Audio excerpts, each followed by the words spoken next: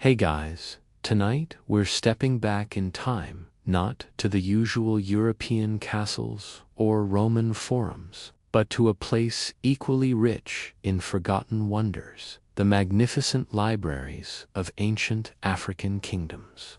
Imagine for a moment, if you will, that you're drifting across vast desert plains, the kind of stillness that truly lets your mind wander. The sun, a sleepy orange orb, dips low, painting the sky in hues of deep violet and fading rose. You feel the gentle breath of the wind, carrying whispers of a history often overlooked, a history carved not just in stone, but penned with meticulous care on parchment and papyrus. You picture the flickering lamplight inside a mud-brick building, the air thick with the scent of aged leather and dust, hundreds, no, thousands of scrolls stacked neatly, waiting for inquisitive minds. You probably won't survive a single day trying to navigate these ancient lands without a good guide, let alone decipher their complex scripts, but that's what I'm here for. So, before you get comfortable, take a moment to like the video and subscribe, but only if you genuinely enjoy what I do here. And hey, I'm always curious, so let me know where you're listening from and what time it is for you right now in the comments below. Now, dim the lights, maybe turn on a fan for that soft background hum, and let's ease into tonight's journey together. We're embarking on a quiet exploration of knowledge hubs that predate many of the European universities you might be familiar with. You see, when we think of great ancient libraries, your mind probably conjures up images of Alexandria, perhaps Rome, maybe even the scholarly centers of Baghdad. But what if I told you that across the vast and varied continent of Africa, intellectual traditions flourished, creating centers of learning and massive collections of written works that rivaled, and in some cases even surpassed, those of their contemporaries? It's true, you know. While Hollywood might not have given us many blockbusters about medieval Malian scholars, their impact on history, philosophy, and science was profound. You might imagine that only European societies valued written knowledge, but that's a misconception, as dusty as some of the scrolls we're about to discuss. Our journey begins, as many good stories do, in a place that feels almost mythical in its enduring legacy, Timbuktu. Now, when you hear Timbuktu, you probably picture a place impossibly far away, synonymous with the middle of nowhere. From here to Timbuktu is a common phrase, right? But, for centuries, Timbuktu was anything but nowhere. It was a thriving, bustling metropolis, a crossroads of trade, culture, and, most importantly, for our sleepy purposes tonight, knowledge.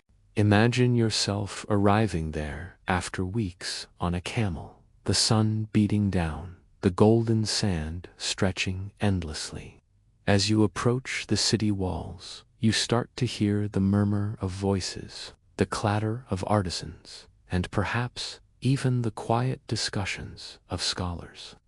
Timbuktu, often referred to as the Pearl of the Desert, wasn't just a trading hub for gold, salt, and unfortunately, slaves. It was an intellectual powerhouse. You see, from the 13th century onwards, Timbuktu, particularly under the Mali and later Songhai empires, became a magnet for scholars, poets, and theologians from across the Islamic world. They weren't just trading goods here. They were trading ideas, debates, and books. Lots and lots of books. These weren't public libraries in the modern sense, with comfy armchairs and self-checkout kiosks. No, these were often private family collections, passed down through generations, meticulously curated and guarded. Imagine a family home where the most prized possession isn't a new camel or a glittering piece of jewelry, but rather a beautifully bound manuscript on astronomy, or a collection of forgotten legal precedents. It seems rather quaint, doesn't it? Like your quirky aunt who collects porcelain cats, but instead it's ancient philosophical texts. Historians still argue whether the sheer volume of Timbuktu's manuscripts truly exceeded that of some European capitals at the time, but there's no doubt that its intellectual output was immense. You might be surprised to learn that by the 14th century, it's estimated that Timbuktu had anywhere from 150 to 180 Quranic schools, many with their own modest libraries. This wasn't just about religious texts. These schools taught mathematics, astronomy, medicine, law, ethics, and even grammar. Think about that for a moment. In a city in the middle of the Sahara, scholars were delving into calculus and the movement of the stars. It makes you wonder what your high school math teacher would have thought of a pop quiz under a palm tree. One mainstream historical fact is that Timbuktu's prosperity was largely built on the trans-Saharan trade routes. Gold from the south, salt from the north, and goods from every direction flowed through the city. But along with these material riches, knowledge flowed to scholars, traveled for months, enduring harsh conditions, just to sit at the feet of a renowned teacher in Timbuktu, or to access a rare manuscript housed in one of its private collections. This wasn't a casual weekend trip to the local bookstore. This was a pilgrimage for the mind. A quirky or fringe tidbit is that some of these manuscripts contain incredibly detailed astrological charts, not just for forecasting events, but for determining auspicious times for anything from building a new house to getting married. Imagine consulting a centuries-old handwritten chart just to figure out if next Tuesday is a good day to finally get around to doing your laundry. It makes you realize how much thought went into the rhythm of daily life, far beyond our modern reliance on weather apps. These scholars weren't just theoretical, they applied their knowledge to the everyday. And as for their methods of preservation, you'll find out soon that they were surprisingly effective, given the harsh desert environment. As you settle into the quiet hum of Timbuktu, letting the desert air lull you into a deeper state of relaxation, you start to understand that these weren't just random collections of parchments. They were parts of a living, breathing, intellectual ecosystem centered around institutions like the famed Sankar University. Now, when you hear university, you might picture grand stone buildings, manicured lawns, and perhaps a bell tower. But Sankar was different. It was less a single, monolithic institution and more a network of independent schools, mosques, and private libraries, all operating under a unified academic spirit. Imagine a campus spread across an entire city, with scholars moving between different homes and courtyards, each specializing in a particular field. It's like a really, really old version of a university without the crippling student debt. Students, some traveling thousands of miles, would come to Sankar to study under a specific scholar, often living with them and becoming part of their household. This wasn't about enrolling in a degree program with a clear start and end date. It was about apprenticeship, deep immersion, and a lifelong pursuit of knowledge. You would spend years, perhaps even decades, meticulously copying texts by hand, memorizing vast amounts of information, and engaging in rigorous debates. Picture yourself cross-legged on a mat, painstakingly transcribing a medical text from Arabic into a local language, your fingers aching, but your mind alight with discovery. It makes your modern-day note-taking on a laptop seem terribly efficient, but perhaps a bit less soulful. The curriculum at Sankar was incredibly broad, much broader than you might expect. Of course, Islamic studies were central, including the Quran, Hadith, and Islamic law. But beyond theology, you would find comprehensive instruction in astronomy, mathematics, medicine, history, geography, logic, and rhetoric. They even taught a form of what we'd now call urban planning and sociology, focusing on how societies should be organized for justice and prosperity. It was a holistic education aimed at creating well-rounded individuals, not just specialists. Historians still argue whether the formal structure of these learning centers constitutes a university in the strictly European sense, but there's no denying their advanced academic nature. One mainstream historical fact about Sankar is its significant contribution to Islamic jurisprudence. Scholars from Sankar developed and disseminated legal interpretations that influenced judicial systems across West Africa for centuries. Imagine a legal precedent set in Timbuktu, impacting a court case hundreds of miles away, all without the benefit of email or even reliable postal service. That's the reach we're talking about. A quirky or fringe tidbit is that the scholars of Sankar were often skilled calligraphers, viewing the act of copying manuscripts as a spiritual discipline. They used specific types of ink, sometimes made from local plants or even camel urine, and meticulously prepared their own parchment.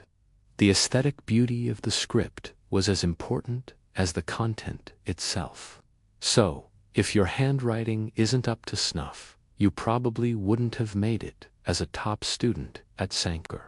It puts your hurried doctor's prescription into perspective, doesn't it? The process of becoming a scholar was rigorous. You weren't just reading books. You were engaging with them, debating their content, and contributing to the ongoing scholarly conversation. The quiet murmur of students reciting lessons or engaging in philosophical discussions would have been a constant backdrop to daily life in Timbuktu. It's easy to imagine the gentle drone of voices, perhaps mixed with the distant sounds of the marketplace, creating a unique soundscape for learning. This immersive environment, where knowledge wasn't just transmitted but actively created and debated, is what truly sets Sankar apart. It was a place where minds met, sparks flew, and the intellectual landscape of West Africa was profoundly shaped. As the quiet hum of Timbuktu continues to envelop you, allowing your mind to drift, you might wonder how these precious manuscripts, painstakingly copied and diligently studied, managed to survive in such a harsh environment. We're talking about a desert climate, after all, with extreme temperatures, dust storms, and the ever-present threat of insects. Preserving knowledge in the desert was no small feat. It required ingenuity, dedication, and perhaps a touch of desert magic, or, just really smart storage solutions. Unlike the stone libraries of ancient Rome or the climate-controlled archives of today, many of Timbuktu's collections were housed in private residences or within the walls of mosques. Imagine a family home where one room, perhaps the coolest and driest, was dedicated solely to manuscripts. You wouldn't find fancy temperature controls, but you would see clever use of natural ventilation. Thick mud brick walls that insulated against heat and strategic placement to avoid direct sunlight. It's like a very early, very low-tech version of a museum archival vault, but with more sand. The manuscripts themselves were often bound in leather, which, if properly treated, offered a good degree of protection against the elements. Scribes used high-quality paper, sometimes imported, and inks that were surprisingly durable. They also developed methods to treat the parchment or paper to make it less appealing to insects and more resistant to moisture. Think of it as ancient pest control, but for priceless historical documents. Historians still argue whether some of the secret recipes for these inks and paper treatments have been fully deciphered, hinting at a forgotten science. One mainstream historical fact is that the practice of collating texts was crucial for their preservation. This meant that multiple copies of important works were made, and then different versions were compared and corrected to ensure accuracy. If one copy was damaged or lost, another could take its place. This wasn't just about sharing knowledge. It was a built-in redundancy system, a bit like having multiple backup drives for your most important files, but significantly slower to create. You can almost feel the collective sigh of relief when a missing page from one copy was found in another. A quirky or fringe tidbit concerns the tradition of burying valuable manuscripts. In times of conflict or threat, some families would meticulously wrap their most prized scrolls in layers of cloth and leather, sometimes even placing them in clay pots and then bury them deep in the desert sands. This wasn't just hiding them. The dry, stable environment of the sand could act as a natural, albeit temporary, preservation chamber. Imagine digging up your garden to retrieve your great-grandparent, single quotes, philosophical treatise. It makes you wonder how many incredible texts are still waiting to be unearthed beneath the dunes, like buried treasure for the mind. It's certainly more exciting than finding your neighbor's old gardening tools. This dedication to preservation wasn't merely about hoarding books. It was about safeguarding the collective intellectual heritage of a civilization. These manuscripts weren't just historical curiosities. They were living documents, consulted, debated, and added to by successive generations of scholars. They contained not only religious texts, but also scientific observations that influenced navigation, medical practices that saved lives, and philosophical insights that shaped societal values. The quiet efforts of those who safeguarded these texts ensured that the light of knowledge continued to shine. Even in the vast expanse of the Sahara, the soft glow of a lamp illuminating a carefully preserved scroll, protected for centuries, offers a calming image, doesn't it? A testament to the quiet power of human endeavor to keep ideas alive. Leaving the sun-drenched, sandy streets of Timbuktu, our quiet journey takes us eastward, across vast plains and ancient mountain ranges, to a land that has preserved its history in a remarkably unique way. Ethiopia and its monastic libraries. Here, the preservation of knowledge wasn't just about desert dryness. It was often about the isolation of mountain monasteries, carved into cliffsides or nestled in remote valleys where ancient texts were guarded by generations of monks. Imagine yourself climbing a winding path, perhaps barefoot, the air growing cooler and thinner with each step until you reach a hidden sanctuary. The only sounds are the rustle of leaves, the distant bleating of a goat, and perhaps the faint chanting of monks. It's an atmosphere designed for quiet contemplation and for the painstaking preservation of centuries of wisdom.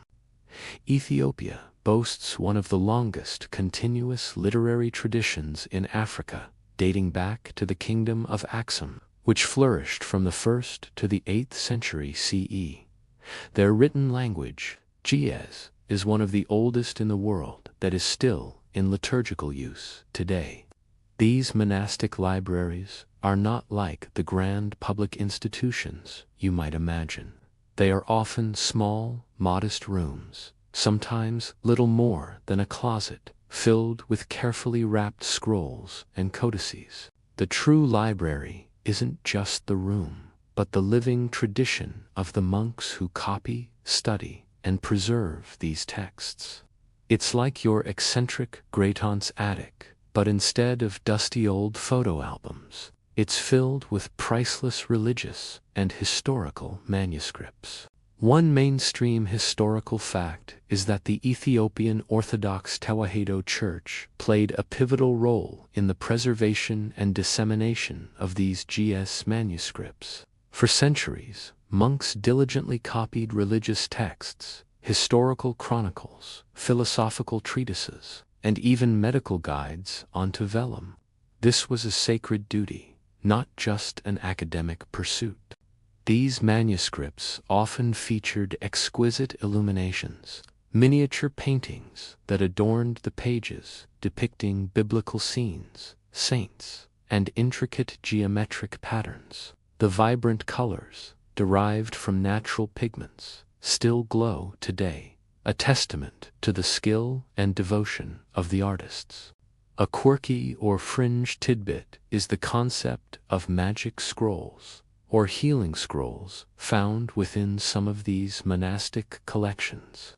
These are not for black magic, mind you, but rather protective amulets, often long, narrow strips of parchment inscribed with prayers, blessings, and sometimes even diagrams, believed to ward off evil spirits or cure illnesses. People would wear them around their necks or bodies, much like a modern-day good luck charm, but with centuries of spiritual weight behind it. Imagine a doctor prescribing you a beautifully calligraphed prayer to ward off the sniffles.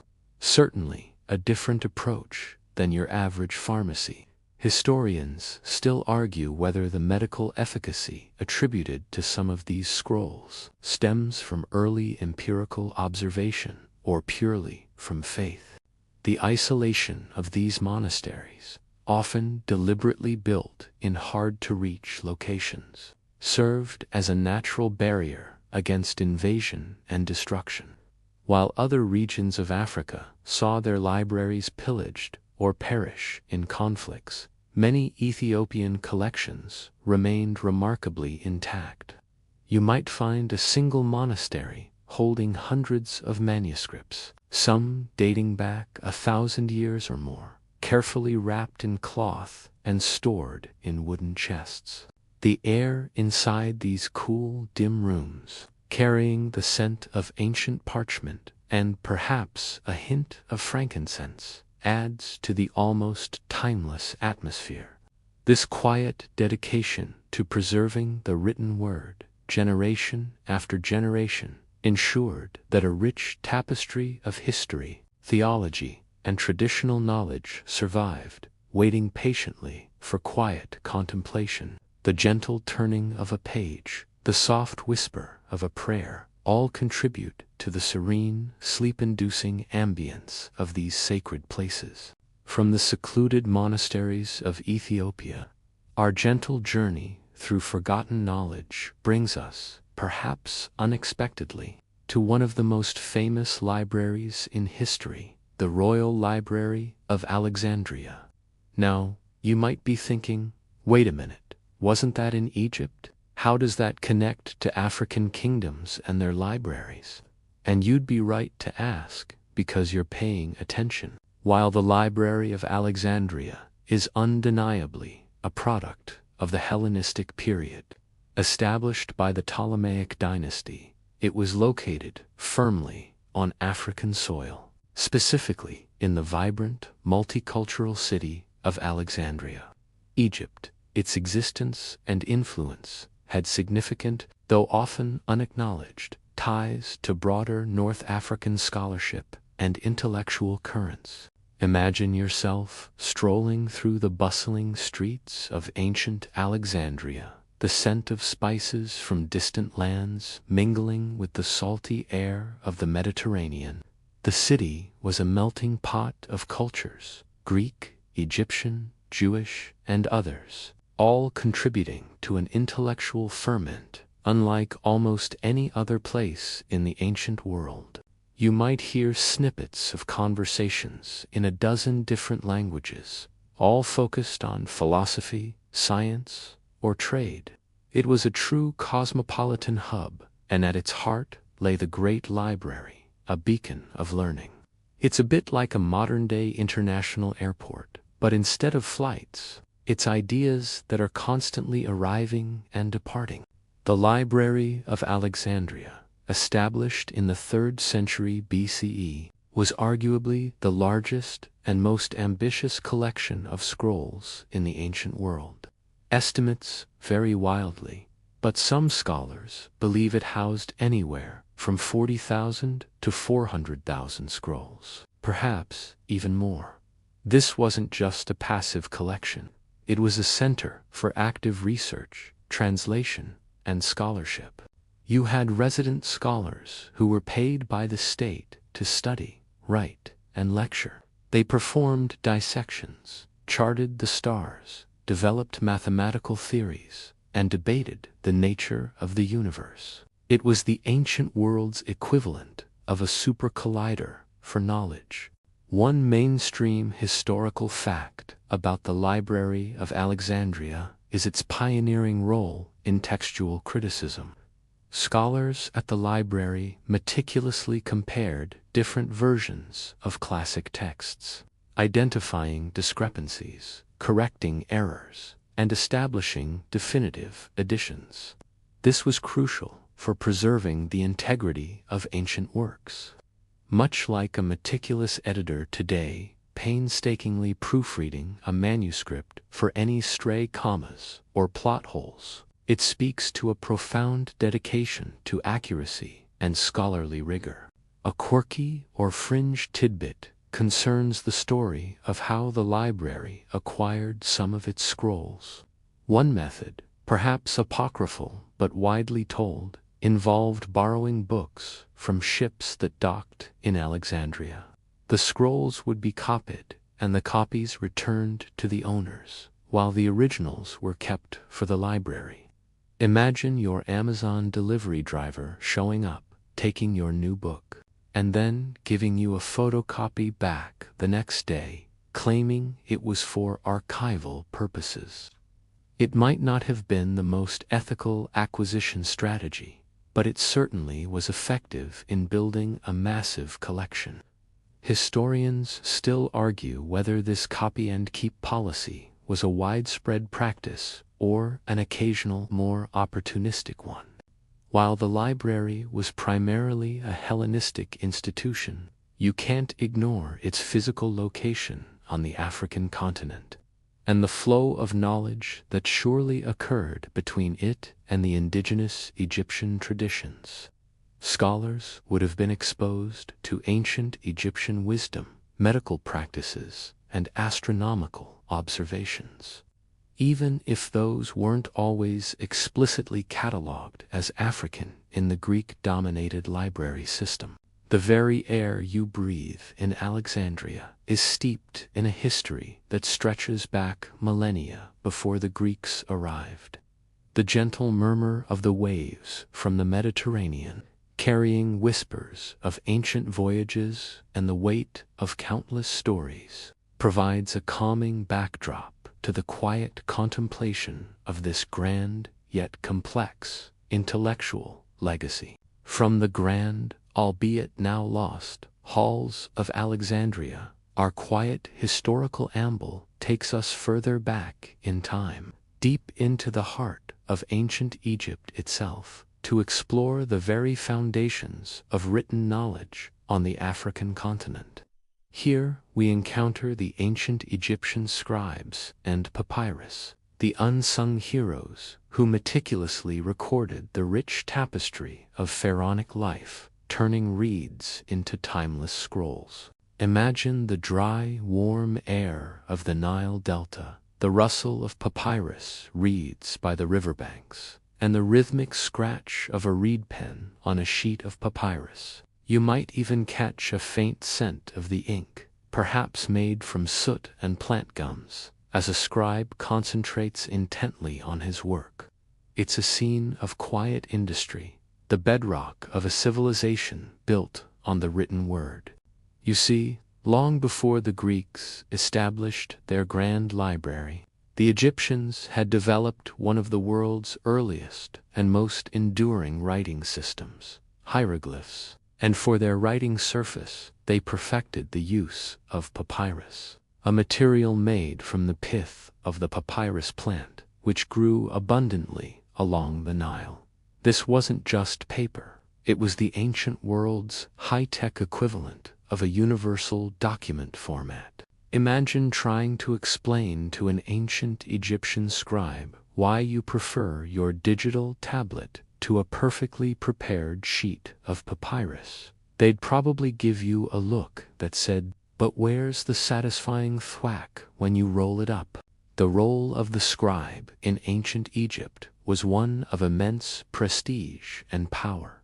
You weren't just a clerk. You were an educated elite, a gatekeeper of knowledge, capable of navigating the complex world of hieroglyphs and hieratic script. Scribes were found in every facet of society, administering the empire, recording legal decrees, composing religious texts, keeping track of harvests, and even writing letters for the illiterate. Becoming a scribe required years of rigorous training, often beginning in childhood, where you would spend countless hours copying texts, memorizing vast amounts of information, and mastering the art of calligraphy. It was certainly more demanding than your typical typing class, and probably smelled a lot more interesting. One mainstream historical fact is that ancient Egyptian scribes were responsible for recording some of the earliest known medical texts, like the Ebers papyrus, which dates back to around 1550 BCE. This extraordinary document contains over 700 remedies for various ailments, including details on surgery, dentistry, and even ancient contraception.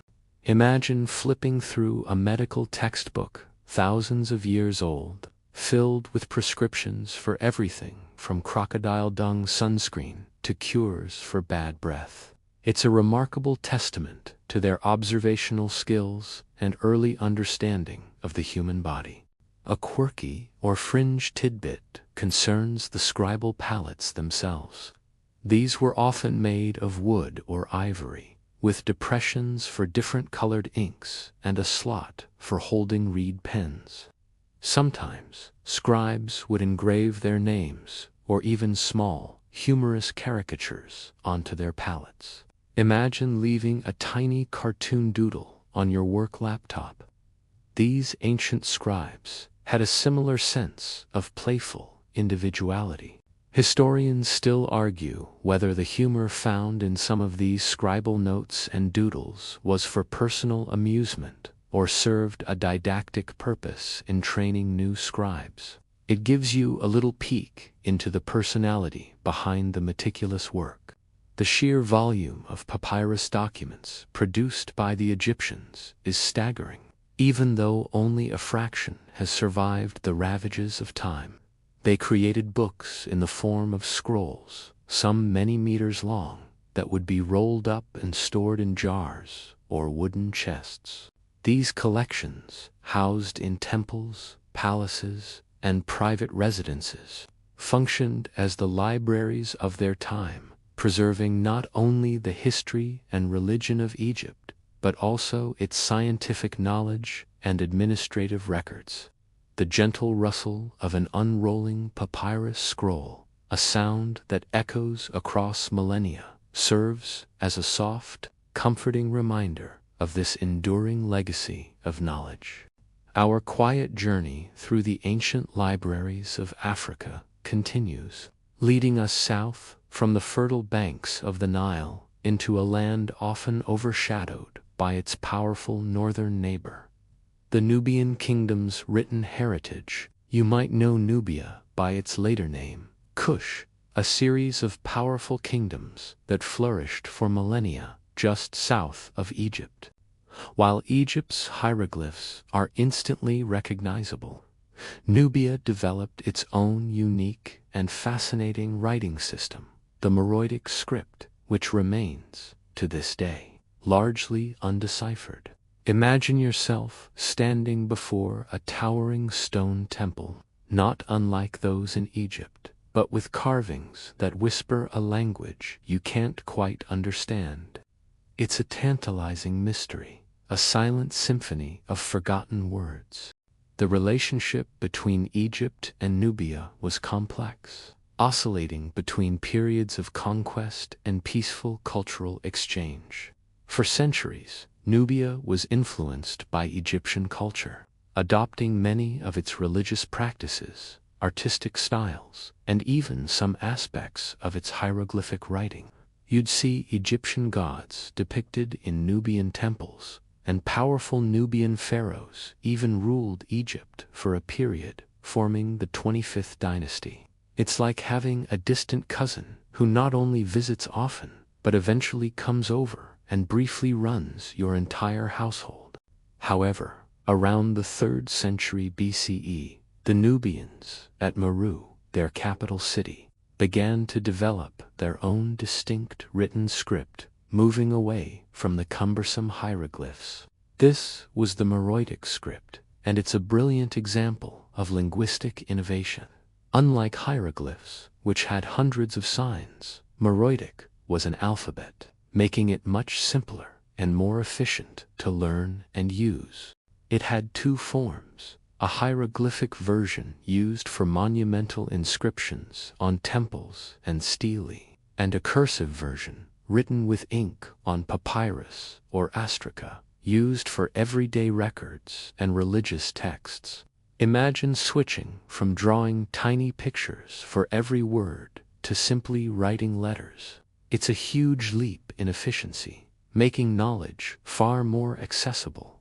One mainstream historical fact is that the Meroitic script is largely phonetic, meaning each symbol represents a sound, much like our alphabet. This is a significant clue that has allowed linguists to read the script phonetically, even though the meaning of most Meroitic words remains elusive. So, you can pronounce the words, but you have no idea what they mean. It's like listening to someone fluently speaking a language you've never heard before. You hear the sounds, but the sense remains a tantalizing secret.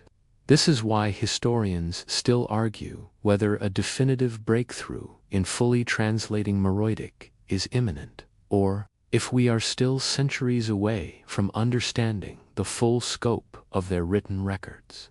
A quirky or fringe tidbit relates to the sheer volume of funerary texts found in Meroitic pyramids and tombs.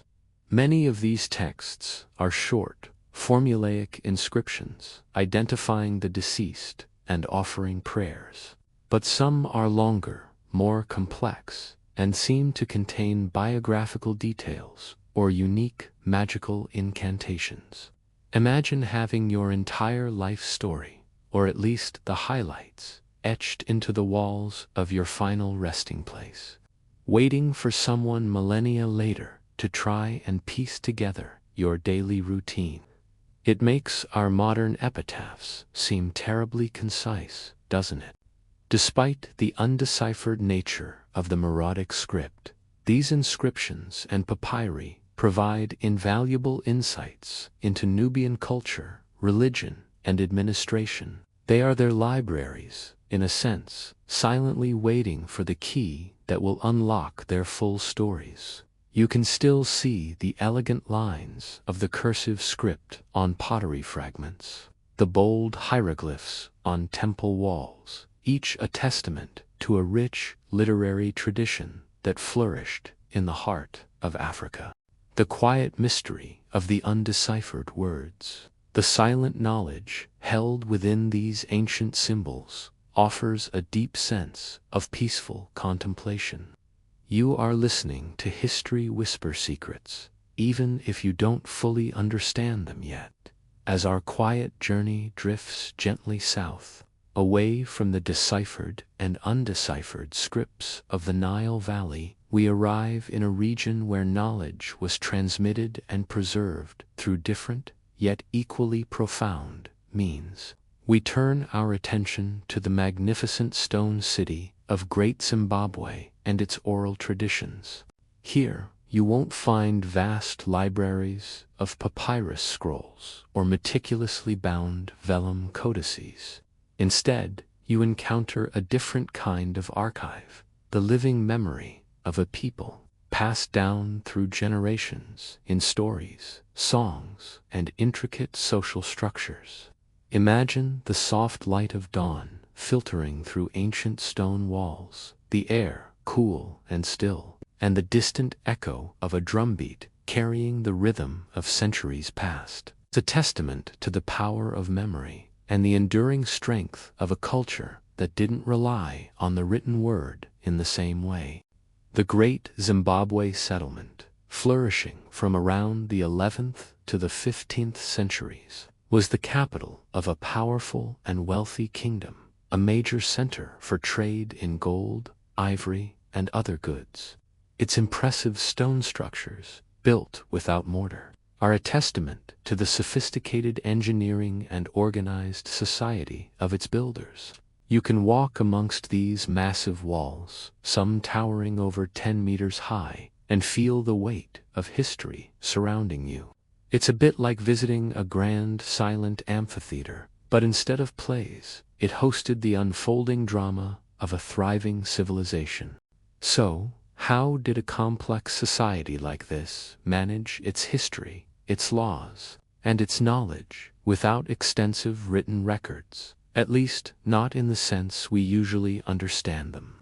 The answer lies in the highly developed systems of oral tradition. Knowledge was entrusted to specialized individuals and groups, much like librarians or academics today. But their books were their minds, and their libraries were the communal gatherings where stories were told, histories recounted, and laws recited. It was a rigorous system, relying on memory, repetition, and the artistic skill of the storyteller to ensure accuracy and continuity. One mainstream historical fact is the vital role of griots. Though this term is more commonly associated with West Africa, the concept of a professional oral historian applies here. These were not merely entertainers. They were the custodians of history, genealogy, and social customs. They would memorize epic poems, recounting the deeds of kings, the migrations of tribes, and the origins of their people. Imagine having to memorize every history textbook you ever read, and then being able to recite it perfectly on demand, complete with dramatic flair and musical accompaniment. It makes your forgotten grocery list seem rather trivial by comparison. Historians still argue whether the oral traditions of Great Zimbabwe were as rigidly structured for accuracy as those in some West African griot traditions, but their importance is undeniable. A quirky or fringe tidbit involves the use of sacred objects and ritual sites as mnemonic devices. Certain stones, rock formations, or even specific patterns within the Great Zimbabwe ruins themselves might have served as triggers for specific stories, historical events, or religious narratives. It's like using a particular piece of furniture in your home to remember a specific family anecdote, but on a grand architectural scale. Imagine touching a specific brick in a wall and suddenly recalling the entire lineage of a long-dead king. This intertwining of physical space with intangible memory highlights the deeply holistic way knowledge was preserved. While the absence of extensive written archives might seem like a disadvantage from a modern perspective, it forced a society to develop incredibly robust methods of oral transmission. Every elder, every storyteller, every initiate into specific knowledge groups became a living repository of the past. The knowledge wasn't locked away in dusty scrolls. It was alive, vibrant, and constantly reenacted, ensuring its survival. The gentle rustle of leaves, the whisper of the wind through the ancient stones, almost sound like the echoes of these forgotten tales, inviting you to listen to a different kind of history, one carried on the breath of generations. Drifting gently from the silent stone echoes of Great Zimbabwe, our quiet historical journey takes us eastward, towards the ancient Horn of Africa, to explore the written legacy of the Axumite kingdom's inscriptions. Here, in what is modern-day Ethiopia and Eritrea, a powerful civilization flourished from roughly the 1st to the 8th century CE, leaving behind monumental, steely, and intricately carved inscriptions that speak volumes, even in their weathered silence. Imagine standing beneath one of these towering stone obelisks, watching the shadows lengthen as the sun sets, and feeling the cool, dry air brush against your skin. You trace your fingers over the ancient script, the precise carvings telling tales of kings, conquests, and religious conversions, a testament to a kingdom that was a major player on the international stage. The kingdom of Axum was not just a regional power, it was a global player, engaging in extensive trade with the Roman Empire, Persia, India, and even as far as China. Axumite merchants controlled vital trade routes, particularly for ivory, gold, and frankincense. You can almost smell the exotic goods wafting through the air of their bustling capital.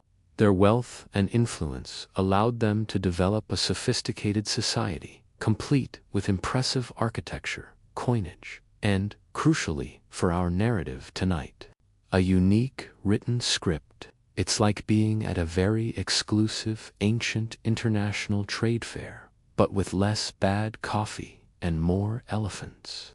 The Axumites initially used the South Arabian script, known as Sabaean, reflecting their historical connections to the Arabian Peninsula. However, over time, they adapted and developed their own distinctive script, Ge'ez, which we briefly touched upon when discussing Ethiopian monastic libraries. Ge'ez is a semi-syllabic script, meaning each character represents a consonant-vowel combination, rather than just a consonant or vowel alone.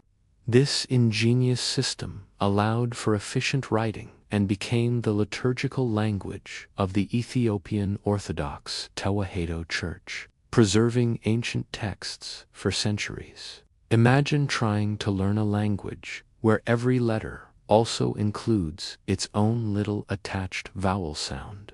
It's a beautifully complex system. One mainstream historical fact is that the Axumite kingdom was one of the first major powers to officially adopt Christianity around the 4th century CE, making Ethiopia one of the oldest Christian nations in the world. This conversion led to a surge in the production of Ge'ez manuscripts, primarily religious texts, which formed the core of the monastic libraries we previously discussed. The inscriptions on the Axumite stele often commemorate these religious shifts, alongside records of royal achievements and territorial expansions. It's like finding a giant billboard from 1,700 years ago, advertising the king's piety and his latest victory. A quirky or fringe tidbit concerns the sheer scale of the Axumite stele. Some of these monolithic stone obelisks are carved to mimic multi-story buildings, complete with false doors and windows, and can weigh hundreds of tons. The largest, though now fallen, would have stood over 33 meters tall, making it one of the largest single pieces of stone ever erected by human hands. Imagine trying to move something that heavy without modern machinery. Just sheer manpower and ingenuity. You'd certainly need more than a few cups of strong coffee to get that job done. Historians still argue whether the precise methods used to quarry, transport, and erect these colossal stones were documented in any lost Axumite texts. These stone inscriptions served as the public libraries of the Axumite kingdom, proclaiming their history, their faith, and their power to all who passed by. While not books in the traditional sense, they were enduring records, testament to a sophisticated society that valued the written word as a means of immortalizing its achievements. The quiet breeze rustling past these ancient stones, carrying the whispers of centuries-old pronouncements, creates a profound sense of continuity, a gentle reminder of the powerful African kingdom that carved its story into the very landscape. Our quiet historical journey, a gentle drift through the forgotten intellectual landscapes of Africa, now brings us back to West Africa, but to a different center of knowledge from Timbuktu, the city of and its manuscripts.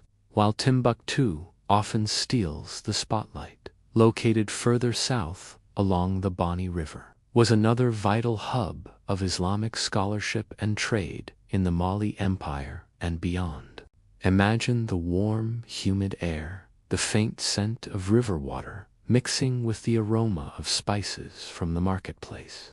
You hear the distant call to prayer echoing from the towering mud-brick Great Mosque, a structure that seems to rise organically from the earth itself. It's a place where history feels alive, carved into every earthen wall and every whispering breeze. Like Timbuktu, flourished as a major trans-Saharan trade center, attracting merchants and scholars from across North Africa and the wider Islamic world. Its strategic location on the river made it a crucial intermediary point between the goldfields of the south and the salt mines of the Sahara. This constant flow of goods inevitably brought with it a flow of ideas, leading to the establishment of numerous Islamic schools and private libraries. You can almost picture scholarly debates unfolding in shaded courtyards, the gentle murmur of voices blending with the distant sounds of market activity. It's like a bustling port city, but instead of just cargo, they're also unloading philosophical treatises. The manuscripts of, like those of Timbuktu, are predominantly written in Arabic and cover a vast array of subjects. While religious texts were central, you would also find works on astronomy, mathematics, medicine, law, history, and poetry. What makes collections particularly fascinating is their unique focus on local West African contexts. Scholars didn't just copy texts from the Middle East. They engaged with them, debated them, and applied them to their own societies.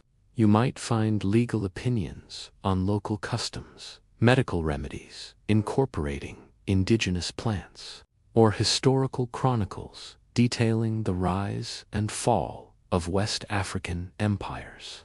It's like finding a local twist on a classic recipe, but for academic scholarship. One mainstream historical fact about is its long-standing tradition of Quranic scholarship. For centuries, the city has been a renowned center for Islamic learning, attracting students who would spend years mastering the Quran and its interpretations. This deep commitment to religious education formed the bedrock upon which all other intellectual pursuits were built. It was a rigorous pursuit, demanding immense dedication and memorization, far more disciplined than your average book club discussion. A quirky or fringe tidbit concerns the distinctive calligraphy style found in many manuscripts. While adhering to standard Arabic script, some scribes developed a particular elegant, almost flowing hand, often characterized by subtle variations in letter forms and spacing. This stylistic choice not only made the manuscripts beautiful to behold, but also sometimes served as a subtle signature of a particular school or family of scribes. Imagine being able to identify who wrote a document just by the way they dotted their I's or crossed their T's. Historians still argue whether these specific calligraphic styles developed organically or were consciously cultivated to distinguish different scholarly traditions within the city. The preservation of these manuscripts, often in private family homes, mirrored the practices in Timbuktu, utilizing traditional methods to combat the challenges of the climate. These collections represent a priceless legacy of African scholarship, demonstrating the deep intellectual engagement of West African societies with the broader Islamic world, while also developing their own unique contributions. The quiet presence of these ancient texts, carefully stored and lovingly preserved, evokes a sense of deep history and calm dedication to knowledge. The soft rustle of aged paper, a whisper of lives lived and ideas explored, invites you to simply relax and appreciate the silent stories these manuscripts still hold.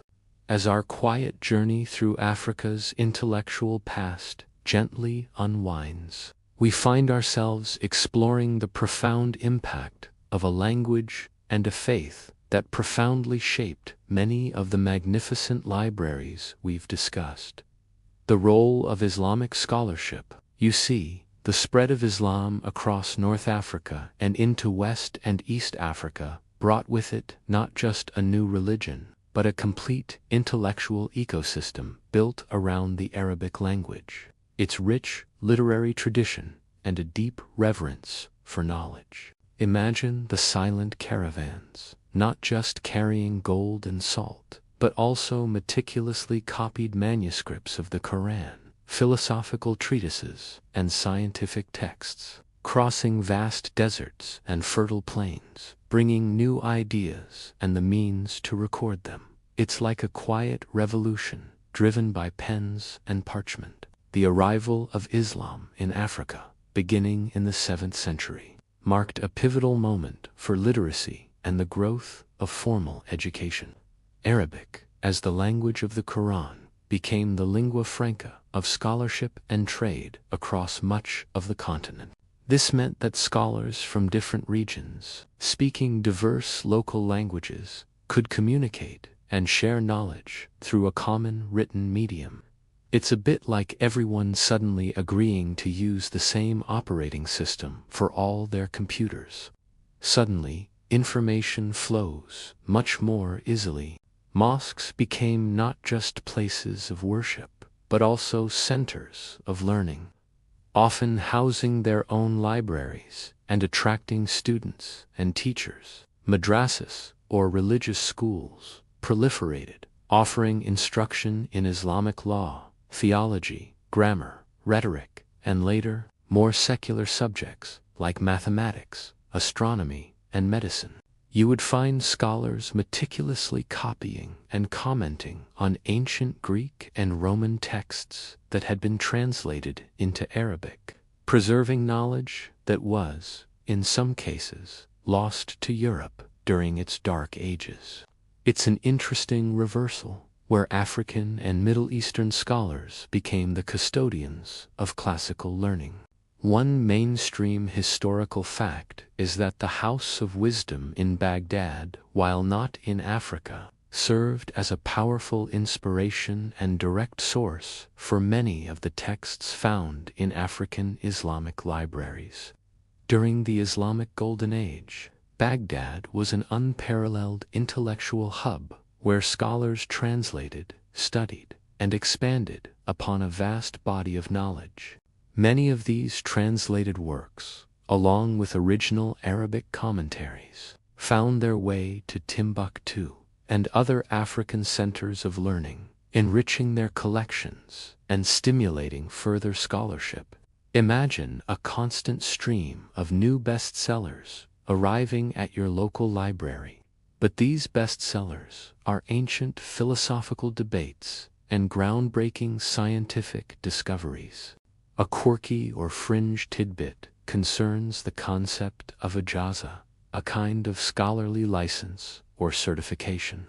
A student, after years of study under a particular scholar, would receive an ijaza. These certificates were highly valued and often meticulously written, sometimes even including the scholar's personal recommendations or quirky insights. Imagine your university degree being a handwritten scroll detailing every book you've ever mastered and signed by your professor with a personal anecdote. It makes modern standardized tests seem a bit dry, doesn't it? Historians still argue whether the ijaza system fostered greater intellectual creativity or more rigid adherence to established interpretations. The enduring legacy of Islamic scholarship in Africa is evident not only in the surviving manuscripts, but also in the continued vibrant intellectual traditions of regions like Mali and Ethiopia. The quiet rustle of parchment, the soft murmur of students reciting verses, and the deep contemplation of complex ideas all form part of the soothing backdrop of this intellectual heritage. It highlights how knowledge is a continuous stream flowing across continents and centuries, enriching every place it touches, quietly inviting you to immerse yourself in its gentle currents. As our quiet journey through the intellectual history of Africa continues, we gently transition from the structured, written archives to a different, yet equally profound, form of knowledge preservation, oral storytelling, as living libraries. In many African societies, particularly those without extensive written traditions, history, law, medicine, and cultural values were not stored on shelves, but in the minds and voices of specialized storytellers, griots, and elders. Imagine sitting around a crackling fire as dusk settles, the air cooling, and a seasoned elder begins to speak. Their voice, rhythmic and resonant, weaves tales of ancestors, heroic deeds, and the very origins of the world, carrying the weight of centuries in every inflection. It's a library that breathes, speaks, and dances. You see, for societies that didn't develop widespread literacy or formal script, the human mind became the ultimate repository of knowledge. But this wasn't just casual storytelling. This was a highly formalized and rigorously trained system of memorization and recitation, passed down from generation to generation. Specific individuals or lineages were often designated as the custodians of particular types of knowledge. Historical accounts, genealogies, medicinal plant uses, legal precedents, or religious narratives. It's like having an entire academic faculty, but each professor has memorized every single textbook in their field, verbatim. And they're also really good at dramatic performance. The role of the griot, particularly in West African societies like the Mande, is a prime example of this living library tradition. Griots were much more than performers. They were historians, genealogists, musicians, poets, and advisors to kings. They held immense social power because they held the memory of the community. They could recount the entire history of a kingdom, tracing lineages back for hundreds of years, detailing treaties, battles, and significant events. Imagine trying to explain to a griot why you need to Google a historical fact. They'd probably just sigh and start reciting it for you. One mainstream historical fact about oral traditions is their incredible accuracy, maintained through specific mnemonic devices and communal validation. Stories weren't just told, they were often performed in front of an audience that knew the history and could correct any inaccuracies. Repetition, rhythm, and the use of proverbs and riddles also aided memorization. It was a communal process of knowledge preservation, a collective memory reinforced by every telling. This isn't just hearsay, it's a meticulously preserved historical record. A quirky or fringe tidbit concerns the concept of memory palaces, or mnemonic techniques used by some of these oral historians. While not physical palaces, they would mentally associate parts of a long narrative with specific locations or objects within a familiar landscape or mental map, allowing them to recall vast amounts of information with precision. Imagine mentally walking through your childhood home, and each piece of furniture triggers a different chapter of a historical epic. It's a fascinating insight into the power and flexibility of the human mind, especially when trained for such a monumental task. Historians still argue whether the exact wording of these oral traditions remained perfectly consistent over centuries, or if minor creative variations were tolerated as long as the core historical facts remained intact. These oral traditions were the true libraries of their people, dynamically adapting to new events while meticulously preserving the old. They taught moral lessons, provided guidance for daily life, and connected individuals to their ancestors and their community. The gentle cadence of a storyteller's voice, the rhythmic clap of hands, the subtle shifts in tonal combine to create an immersive, almost hypnotic experience. This quiet, living preservation of knowledge offers a profound sense of connection to the past, allowing you to relax and simply listen as history unfolds, one resonant word at a time. Our gentle exploration of African knowledge systems now brings us to a unique and visually rich form of communication and archival practice, the Adinkra symbols of Ghana. Here, in the Akan culture of Ghana and Côte d'Ivoire, abstract symbols etched onto cloth, pottery, and walls don't just decorate. They communicate deep philosophical truths, proverbs, historical events, and ethical codes. Imagine the soft, humid air of the West African forest, the quiet, rhythmic thud of a stamper pressing dyed fabric, and the sight of intricately patterned cloth hanging to dry, each motif telling a story. It's a library you can wear, a wisdom woven into the very fabric of daily life. You see, Adinkra is more than just pretty patterns. Each symbol has a name, a meaning, and often a corresponding proverb. For example, the Sankofa symbol, often depicted as a bird looking backward with its head, signifies return to fetch it, a powerful reminder to learn from the past. The Gai Nyam symbol, representing the omnipotence of God, is one of the most widely recognized. These aren't just arbitrary designs. They are a concise visual language, capable of conveying complex ideas in a single image. It's like having an entire philosophical treatise compressed into a single, elegant emoji, but with far more profound implications. Traditionally, Adinkra symbols were printed onto mourning cloths, worn for funerals, and other solemn occasions. However, their use has expanded over time, and you now find them on pottery, jewelry, architecture, and contemporary fashion. This widespread application means that these symbols are constantly visible, constantly reinforcing the cultural values and historical memory they embody. Imagine walking down a street and every building, every piece of clothing, silently reminds you of ancient wisdom or a historical event.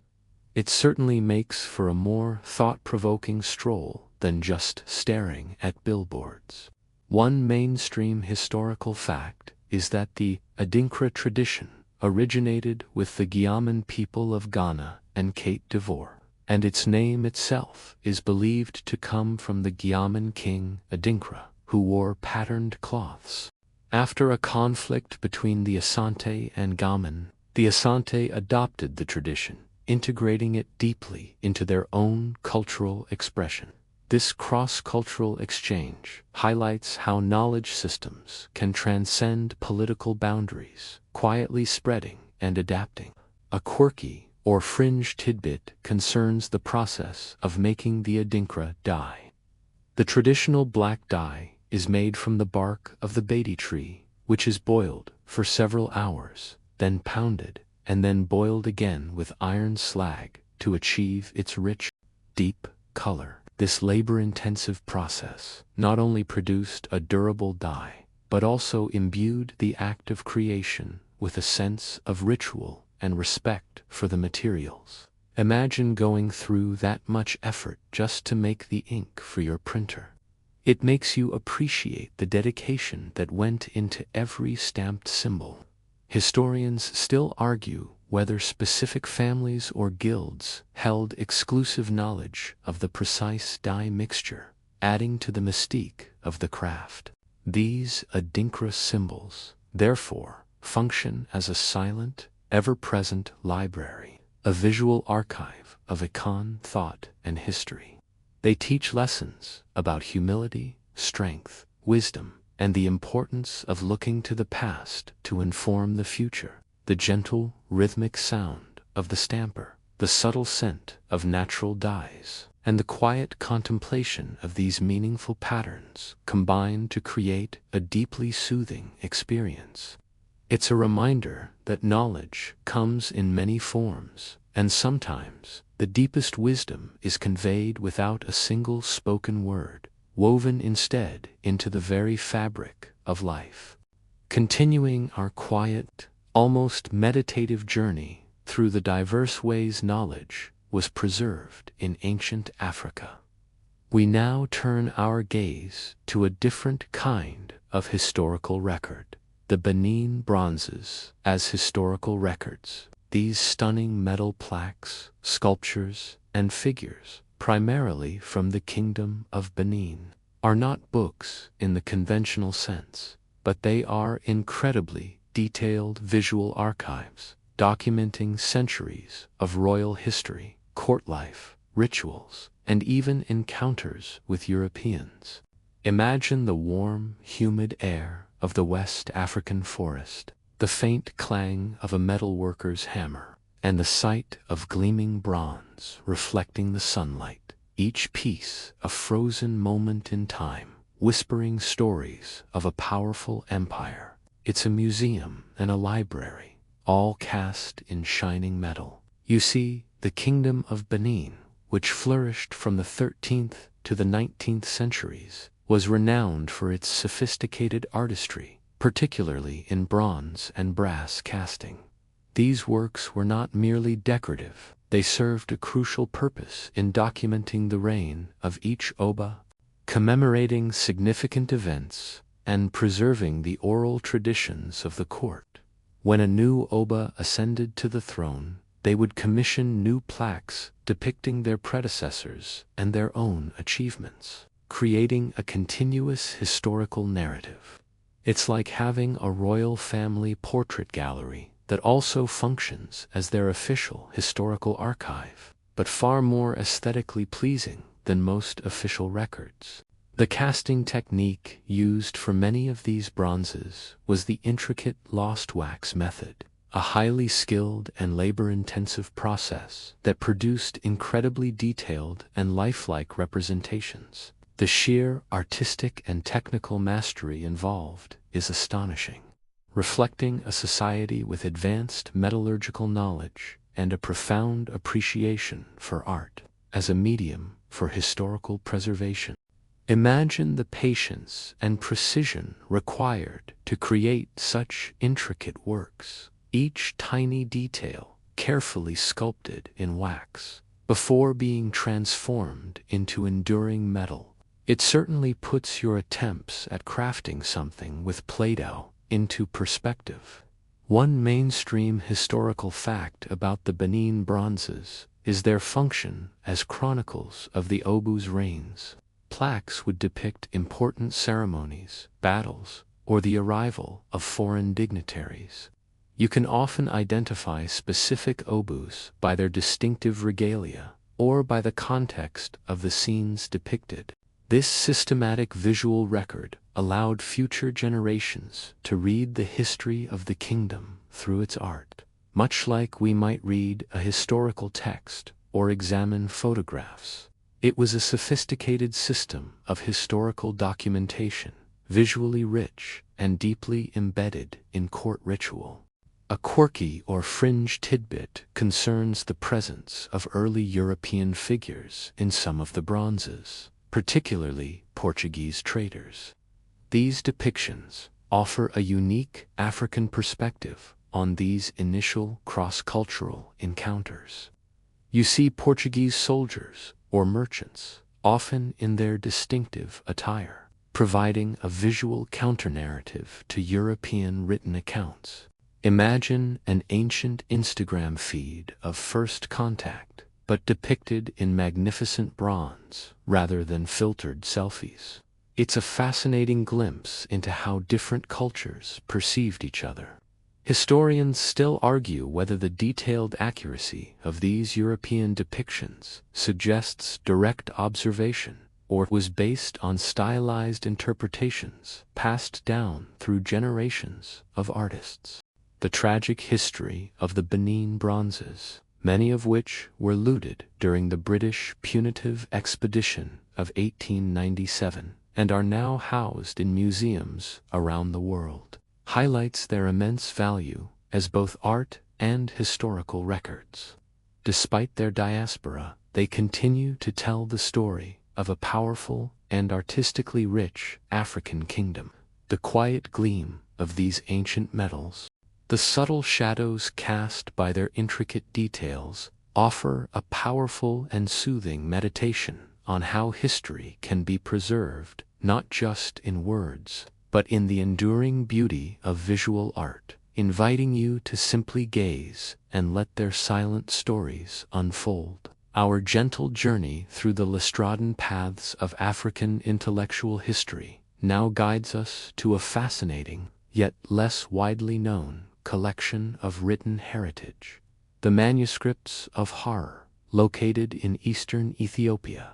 Harar Jugal, often called the Walled City, is a historic Islamic city that for centuries served as a major center for trade, scholarship, and Sufi Islam.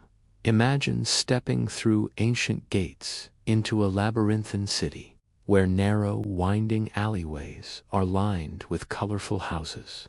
The air is fragrant with coffee and spices, and the calls to prayer echo from numerous mosques. It's a city that feels frozen in time, a living museum, and within its walls lies a quiet treasure trove of knowledge. Harar's strategic location, connecting the Ethiopian highlands with the Red Sea and Gulf of Aden, made it a crucial hub for commerce and cultural exchange between Africa, the Arabian Peninsula, and beyond. This constant flow of people and ideas naturally fostered a vibrant intellectual environment. For centuries, Harar was a significant center for Islamic learning, particularly for the study of the Quran, Hadith, Islamic law, and Arabic language and literature. You might hear the quiet recitation of verses from a hidden courtyard, or the murmuring of students poring over ancient texts. It's like a bustling academic marketplace, but instead of textbooks, they're trading handwritten scrolls. Unlike the larger collections of Timbuktu, the manuscripts of Harar are primarily found in private family libraries, often passed down through generations of scholars and religious leaders. These collections vary in size, from a few dozen to hundreds of texts, meticulously cared for and revered. The fact that many have survived the ravages of time, conflict, and climate is a testament to the dedication of their custodians. Imagine your family's most precious heirlooms being ancient, handwritten books, each one holding centuries of accumulated wisdom. It certainly adds a different kind of value to family possessions than, say, a collection of porcelain cats.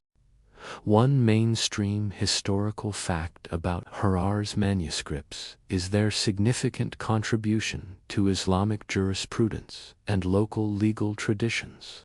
Many texts contain scholarly commentaries on Islamic law, along with specific interpretations and rulings tailored to the unique social and cultural context of Harar and the surrounding region.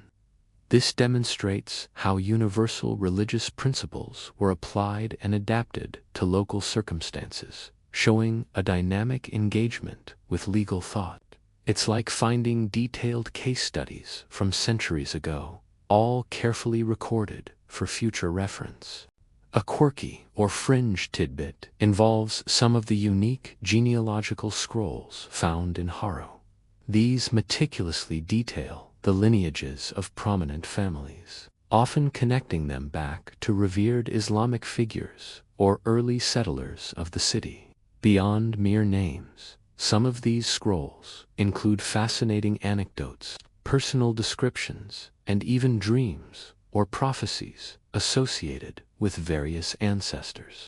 Imagine unrolling a family tree that goes back 500 years and also tells you what your great-grandparent dreamt about last Tuesday.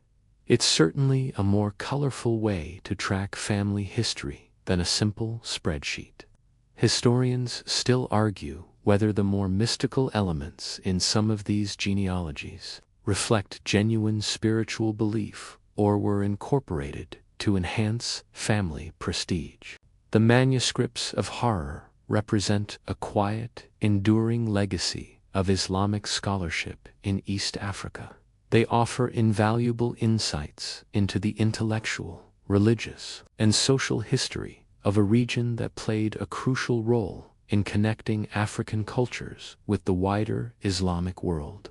The soft light filtering through the ancient windows onto these venerable texts, the subtle scent of aged paper, and the knowledge that these delicate scrolls have survived for centuries create a profound sense of tranquility. You can almost feel the presence of the quiet scholars who penned these words, inviting you to simply relax and let their stories gently unfold.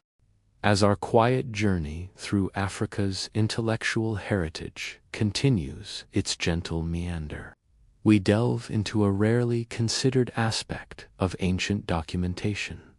Early African legal texts, while not always housed in grand, dedicated libraries, like some European or Middle Eastern counterparts, the records of legal codes, rulings, and precedents were meticulously kept in various forms across different African societies, reflecting sophisticated systems of governance and justice. Imagine a quiet court scene under a large shade tree, the murmur of discussions, and perhaps a scribe diligently noting down a verdict on a clay tablet or a piece of parchment. It's a testament to order and fairness, documented in ways both familiar and surprisingly unique. You see, the idea that complex legal systems only developed in certain parts of the world is a common misconception.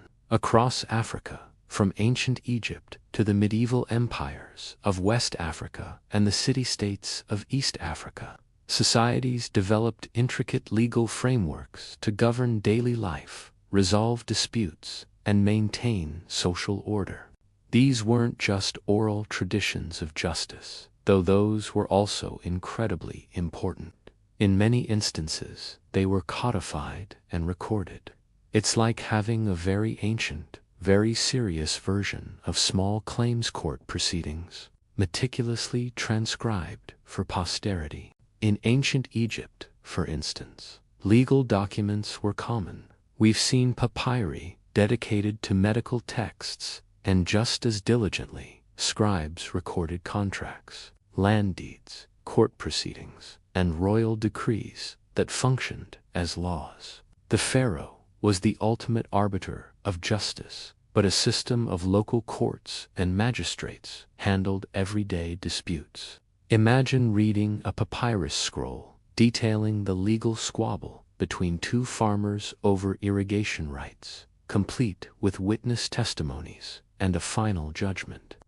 It makes your modern property disputes seem rather bland by comparison. Further south, in the Nubian kingdoms, while the Meroitic script remains largely undeciphered for narrative texts, inscriptions on stele and temple walls often contain legal or administrative pronouncements. These might outline land grants, tax regulations, or decrees from the ruling monarch. While we can't always read the full nuances, the presence of these official public records points to a system where laws were not only enforced, but also visibly documented for the populace. It's like a very old, very large legal billboard. One mainstream historical fact is the concept of Mat in ancient Egypt, which embodied truth, justice, harmony, and cosmic order. While not a codified legal text in the modern sense of a single law book, Mat provided the ethical and moral foundation for all Egyptian law and governance. Pharaohs were expected to rule according to Mat, and scribes and judges strived to uphold its principles in every ruling. It's a legal philosophy that shaped every aspect of society, far more pervasive than any single statute. A quirky or fringe tidbit concerns the use of oaths and curses embedded within legal documents in some regions. Beyond formal contracts, some agreements would include elaborate curses against anyone who dared to break the terms, or solemn oaths invoking divine retribution. Imagine signing a legal agreement that not only obligates you to a payment, but also threatens you with eternal bad hair days if you default. It certainly adds an extra layer of solemnity, doesn't it? Historians still argue whether these curses were primarily symbolic or held genuine legal weight in their respective societies.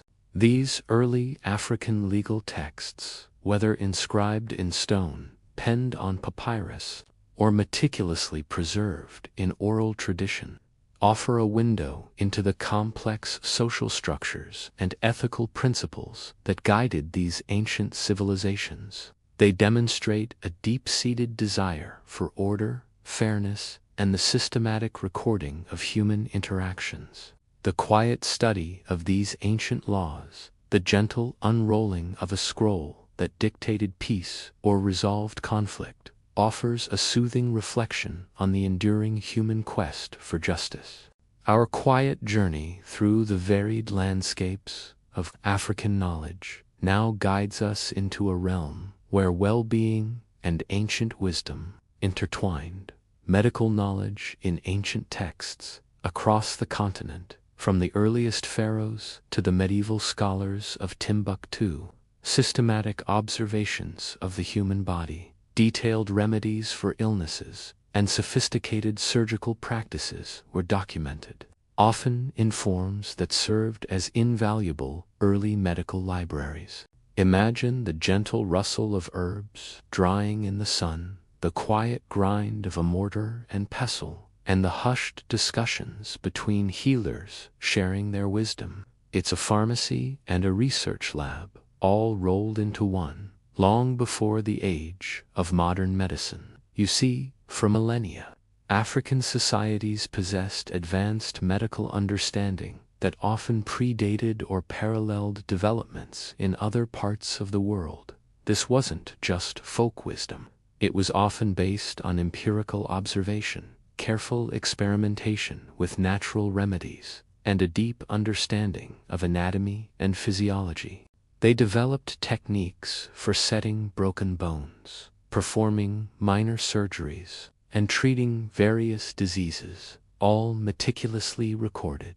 It's like finding a centuries-old medical journal, but the entries are inscribed on papyrus or carefully translated into Arabic. In ancient Egypt, for example, medical papyri are among the most remarkable surviving texts. We've already touched upon the Ebers Papyrus, a comprehensive medical encyclopedia, but there are others, like the Edwin Smith Papyrus, which is essentially an ancient surgical textbook detailing specific cases of injuries, their symptoms, diagnoses, and treatments, often with remarkable clinical accuracy. It even describes the brain and its protective membranes, a truly advanced piece of anatomical knowledge for its time. Imagine a surgeon from 3,500 years ago dictating his notes on a brain injury, advising you on how to stitch up a gash or splint a broken limb. It makes your modern first aid kit seem almost simplistic in comparison. In later periods, particularly in the Islamicized regions of North and West Africa, medical scholarship continued to flourish. Scholars in places like Timbuktu and Fez translated ancient Greek and Roman medical texts into Arabic, but they also added their own extensive knowledge of local plants, diseases, and treatments. These handwritten volumes contained detailed pharmacopoeias, surgical procedures, and even discussions on hygiene and public health. You might find a text discussing the importance of clean water or the benefits of certain dietary changes. Centuries before these concepts became mainstream in Europe. One mainstream historical fact is the advanced understanding of herbal medicine demonstrated in many ancient African texts. Indigenous plants with medicinal properties were identified, categorized, and their uses meticulously documented, often describing dosages, preparation methods, and specific ailments they targeted. This deep botanical knowledge was a cornerstone of their healthcare systems, a living pharmacy grown from the earth itself.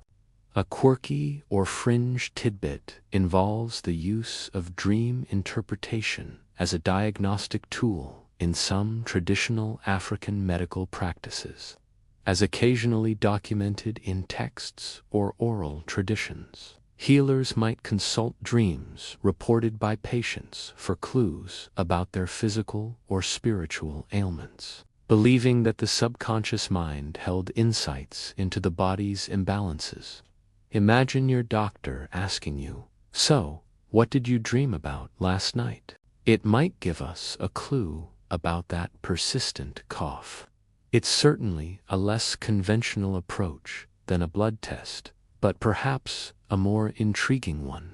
Historians still argue whether such practices were seen as supplementary to empirical methods or as primary diagnostic tools. These ancient African medical texts, whether on papyrus or parchment, offer a serene glimpse into a world where healing was deeply connected to nature, observation, and a profound respect for the human body. The quiet study of these remedies, the gentle turning of pages filled with forgotten cures, invites you to relax and contemplate the enduring quest for health and well-being, a quest that echoes softly through the annals of time. Our quiet historical journey, a gentle drift through the intellectual achievements of ancient Africa, now guides us upwards, beyond the earthly realm, to the meticulous records of the heavens, astronomical observations and records across diverse African cultures, from the ancient Egyptians to the West African empires and even early Southern African societies. The study of the stars, planets, and celestial cycles was not just a pastime.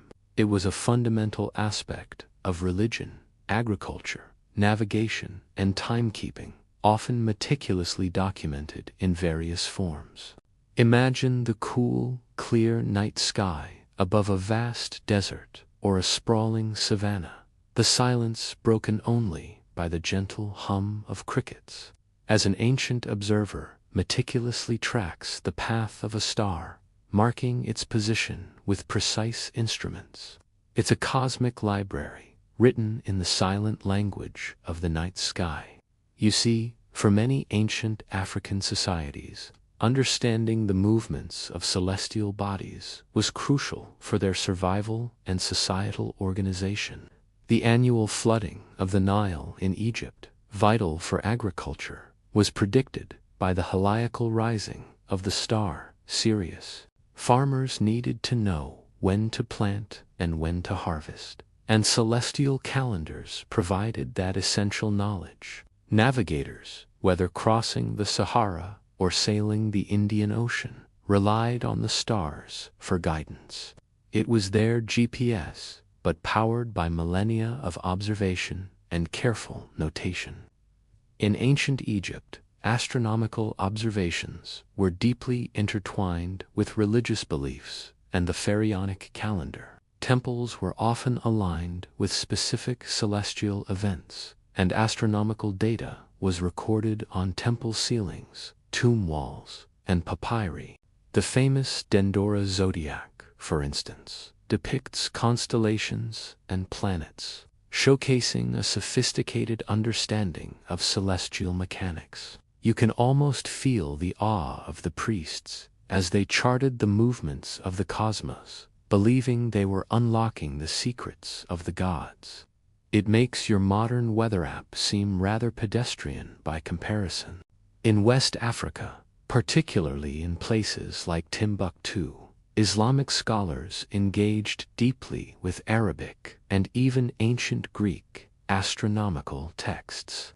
But they also conducted their own observations and made original contributions. They built astrolabes, meticulously calculated planetary positions, and developed sophisticated calendars. Many surviving Timbuktu manuscripts contain detailed astronomical charts, tables, and treatises on subjects ranging from the prediction of lunar eclipses to the timing of prayer. Imagine a scholar in the middle of the desert, precisely calculating the phases of the moon, using tools that look like intricate pieces of art.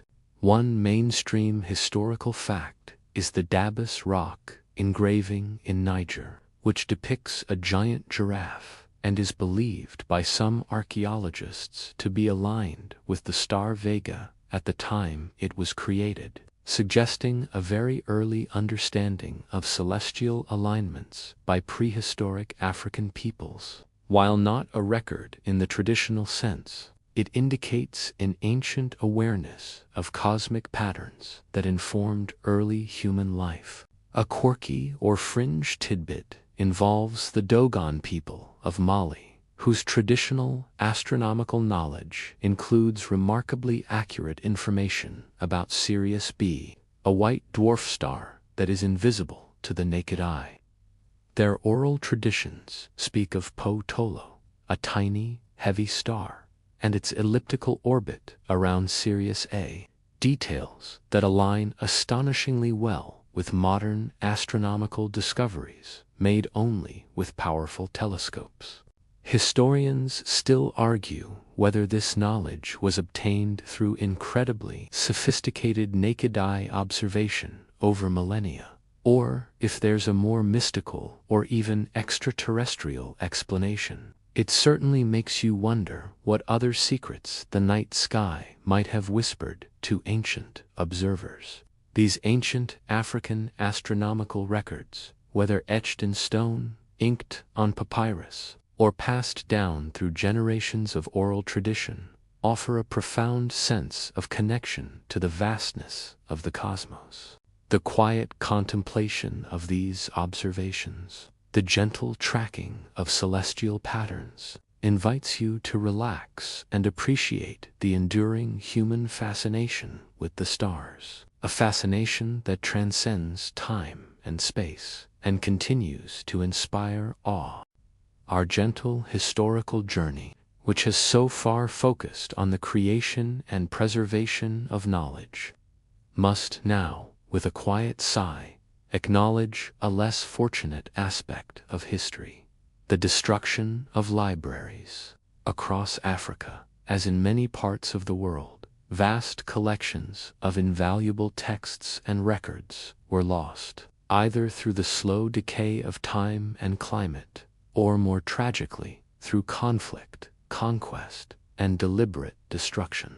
Imagine the silent crumbling of papyrus, the slow whisper of dust settling on a forgotten scroll, or the terrifying roar of flames consuming centuries of accumulated wisdom. It's a sad chapter, a testament to the fragility of knowledge in the face of human upheaval and the relentless march of time. You see, for all the meticulous efforts of scribes and scholars to preserve their works, many factors conspired against the survival of ancient African libraries. The very materials used, like papyrus and certain types of paper, were susceptible to humidity, insects, and fire. Unlike durable stone inscriptions, scrolls required constant care and ideal storage conditions. Imagine trying to keep your old paperbacks pristine in a humid climate, let alone ancient manuscripts for hundreds of years without air conditioning or pest control. It was a Herculean task, even in the best of times. However, the most significant losses often came from human hands. Invasions, conquests, and religious conflicts frequently led to the deliberate destruction of libraries and centers of learning. Conquerors, seeking to erase the culture of the vanquished or to suppress dissenting ideas, often targeted these repositories of knowledge. It's a bit like a villain in a movie burning down the library to prevent anyone from learning the truth. But unfortunately, it happened in real life far too often. One mainstream historical fact is the tragic loss of many of the manuscripts from Timbuktu during various invasions, particularly the Moroccan invasion in the late 16th century, which led to the decline of the Songhai Empire and scattered many of its scholars and their precious libraries. While some collections were successfully hidden and preserved, many others were destroyed, looted, or simply left to decay as the intellectual infrastructure crumbled. Imagine generations of scholarly work suddenly at the mercy of invading armies, their quiet dedication replaced by the chaos of conflict. A quirky or fringe tidbit concerns the often overlooked destruction caused by repurposing of old documents. In some cases, ancient papyrus scrolls or parchment leaves were not actively destroyed, but simply reused for other purposes, such as packaging for goods, or even as material for binding new books. While this recycled paper ensured the survival of some fragments, it meant the original, complete texts were forever lost, literally cut up and made into something else. Imagine your valuable historical documents being turned into wrapping paper for your birthday presents. It's an unintentional, but nonetheless significant, form of cultural erasure. Historians still argue whether the practice of reusing manuscript material for binding was purely economic, or sometimes driven by a desire to suppress certain older pre-Islamic texts. The destruction of these libraries represents not just the loss of physical objects, but the profound silencing of voices, the erasure of perspectives, and the obliteration of accumulated wisdom. It's a stark reminder of how fragile historical memory can be, and how vital it is to protect the repositories of human knowledge. The quiet echoes of what once was, the silent gaps left by lost scrolls, create a poignant, almost melancholy hum. Yet, even in this somber reflection, there's a gentle invitation to appreciate the knowledge that did survive, and the enduring human spirit that continues to seek create and preserve understanding, often against incredible odds. After contemplating the unfortunate losses of the past, our gentle journey now shifts towards a more hopeful horizon. Modern efforts in preservation, despite the ravages of time and conflict, dedicated individuals, institutions, and governments across Africa and beyond are tirelessly working to rescue, restore, and digitize the invaluable manuscripts and oral traditions that remain. Imagine the quiet hum of a scanner meticulously capturing every delicate detail of an ancient page, or the hushed voices of conservators carefully repairing fragile parchment. It's a race against time, but one filled with immense care and a profound reverence for history. You see, the discovery of vast private collections, particularly in places like Timbuktu, often hidden for centuries, has spurred a renewed global effort to preserve this African heritage. Many of these manuscripts were passed down through families, carefully wrapped and stored, sometimes even buried, to protect them from invaders or the harsh climate. Now, with modern technology and a greater understanding of archival science, these quiet treasures are finally being brought into the light, not just for academics, but for the world to appreciate. It's like finding a secret attic filled with priceless historical documents, and then inviting everyone to come and quietly browse. Organizations like the Timbuktu Manuscript Project, alongside local institutions in Mali, are leading the charge. Their work involves not only physically restoring damaged manuscripts, a painstaking process that requires immense patience and specialized skills, but also creating digital copies. This digitization is crucial because it protects the content from future physical degradation and makes it accessible to a global audience. Imagine a scholar in Tokyo or a student in London being able to access a 600-year-old manuscript on astronomy from Timbuktu with just a few clicks. It democratizes knowledge in a way that ancient scribes could only dream of. One mainstream historical fact is the Mali Timbuktu Manuscript Library, a joint venture between the Malian government and various international partners, which aims to provide a secure, climate-controlled environment for the preservation and study of these ancient texts. This isn't just about building a fancy building. It's about creating the infrastructure necessary for long-term conservation and research, a quiet sanctuary for the whispered words of the past. A quirky or fringe tidbit concerns the unexpected challenges faced during the recent political instability in Mali.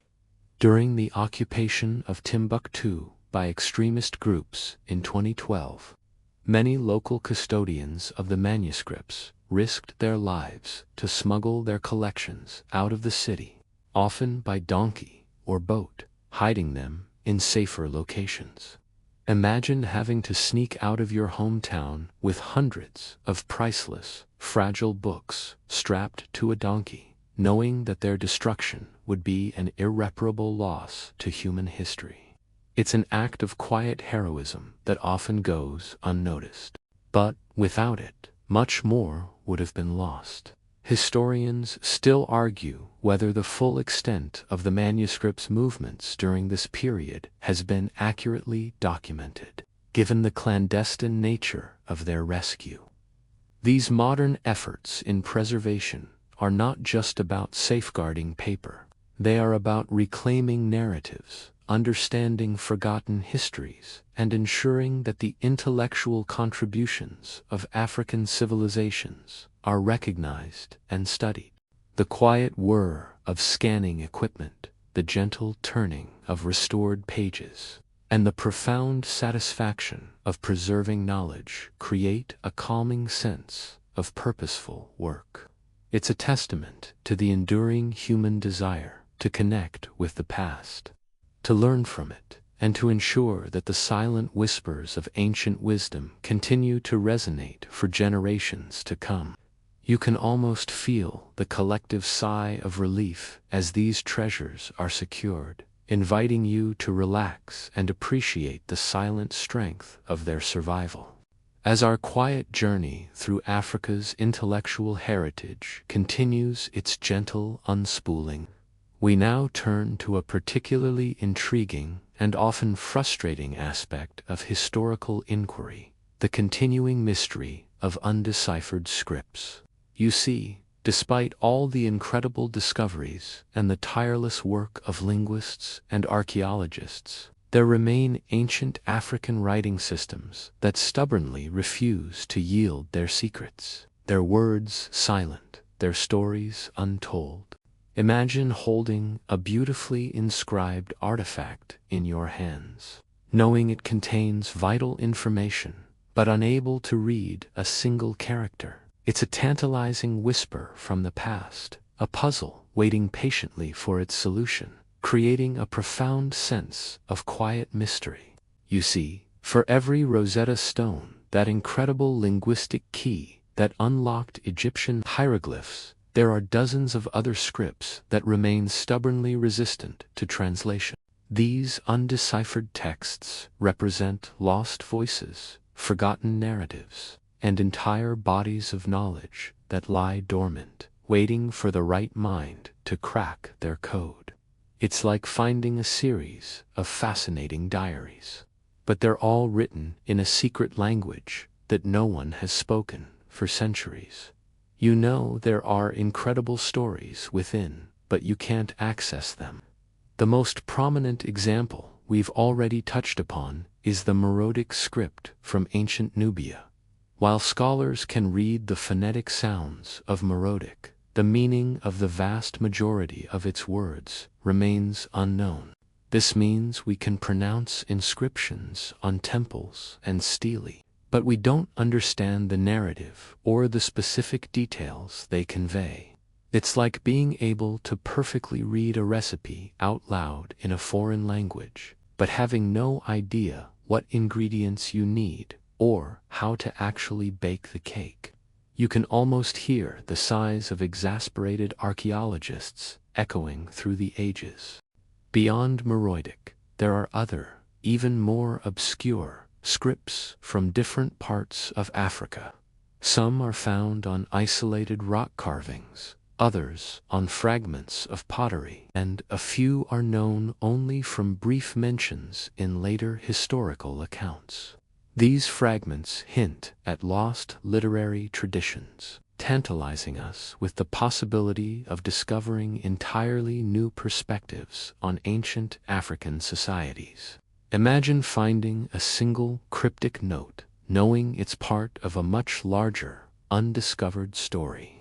One mainstream historical fact about decipherment efforts is that the process often relies on finding bilingual texts, where the same message is written in both the unknown script and a known language.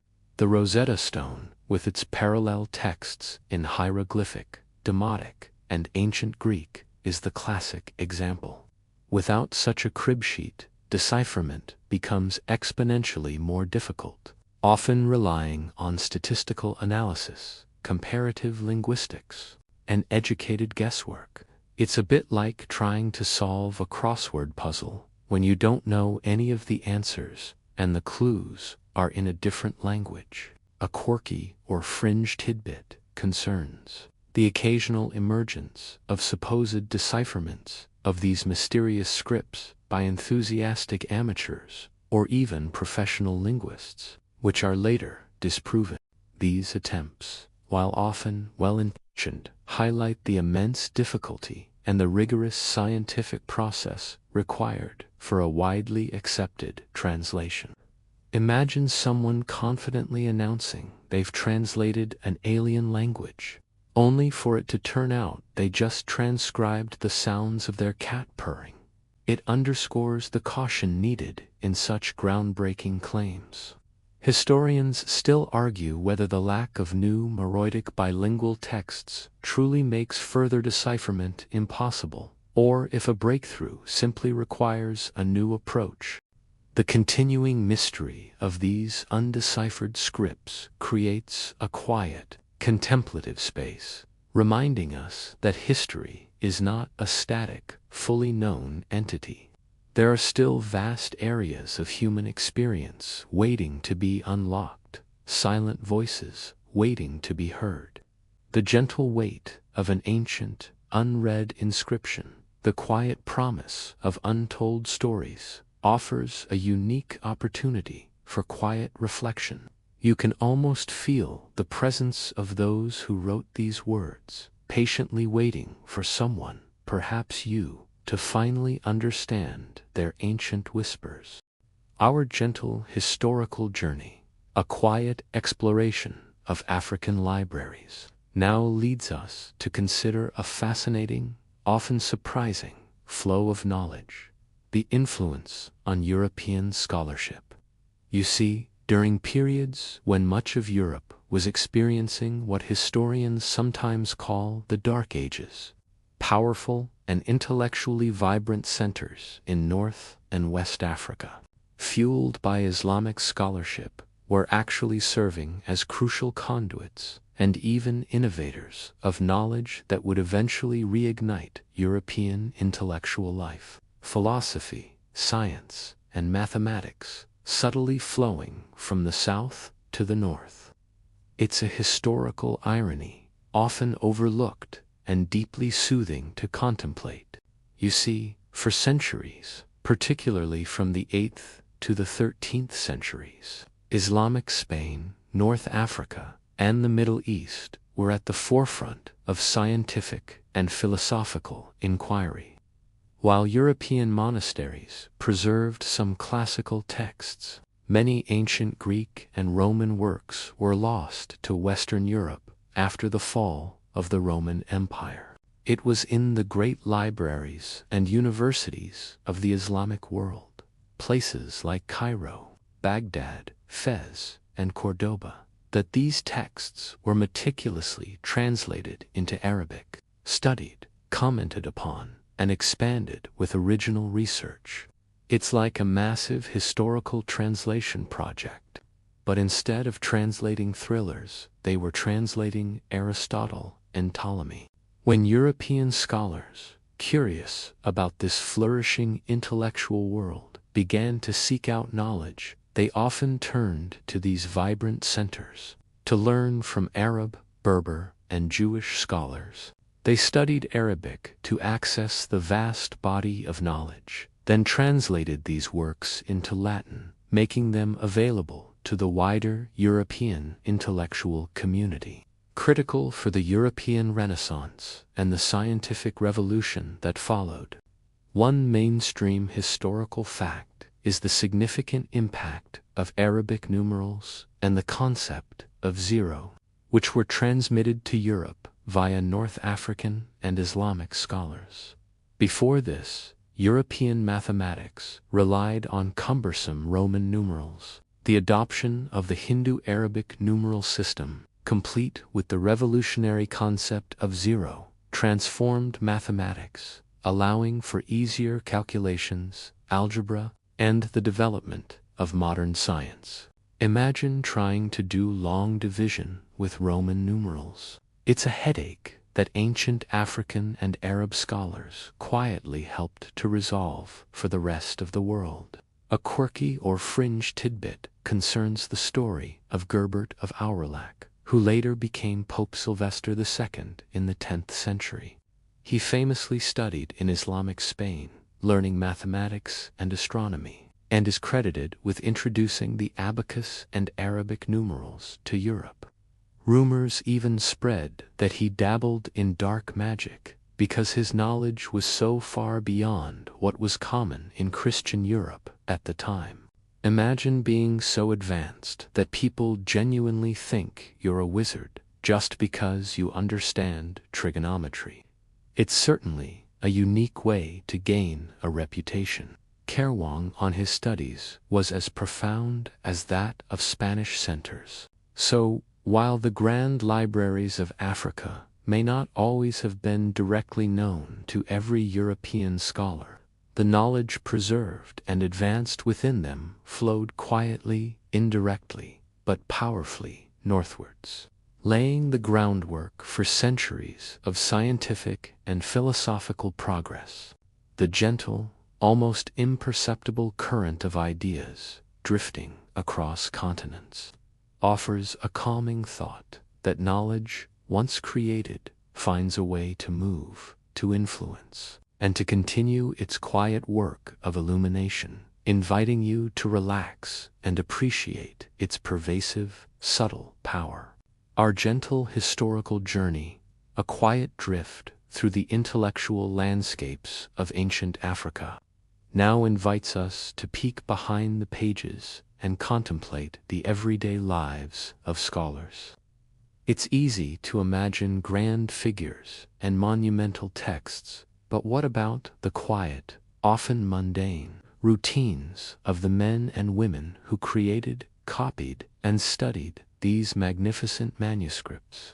Imagine the soft glow of an oil lamp late into the night, the rhythmic scratch of a reed pen, or the quiet rustle of parchment as a scholar pores over a text, perhaps occasionally stretching a cramped hand or stifling a yawn. It's a glimpse into the human side of intellectual pursuit, a calming meditation on dedication and quiet labor. You see, becoming a scholar in ancient African societies, whether in a monastic cell in Ethiopia, a bustling madrasa in Timbuktu, it involved immense discipline, patience, and a deep love for learning. These individuals didn't have ergonomic chairs or endless supplies of coffee. Their tools were simple: a reed pen, a pot of ink, a carefully prepared sheet of papyrus or parchment, and perhaps a small knife for scraping away errors. It's like trying to write your doctoral thesis using only a feather, quill, and a single bottle of ink that keeps running out. Their days would often begin early, with prayers, followed by hours of study, copying, and teaching. Many scholars were also teachers, passing on their knowledge to younger generations of students, who often lived with them. Imagine your professor living in your dorm, constantly available for questions, and also responsible for your laundry. It certainly paints a different picture of student life. Meals would be simple, often communal, and intellectual discussions would undoubtedly punctuate even the most ordinary moments. One mainstream historical fact is the sheer volume of manual copying involved in scholarship.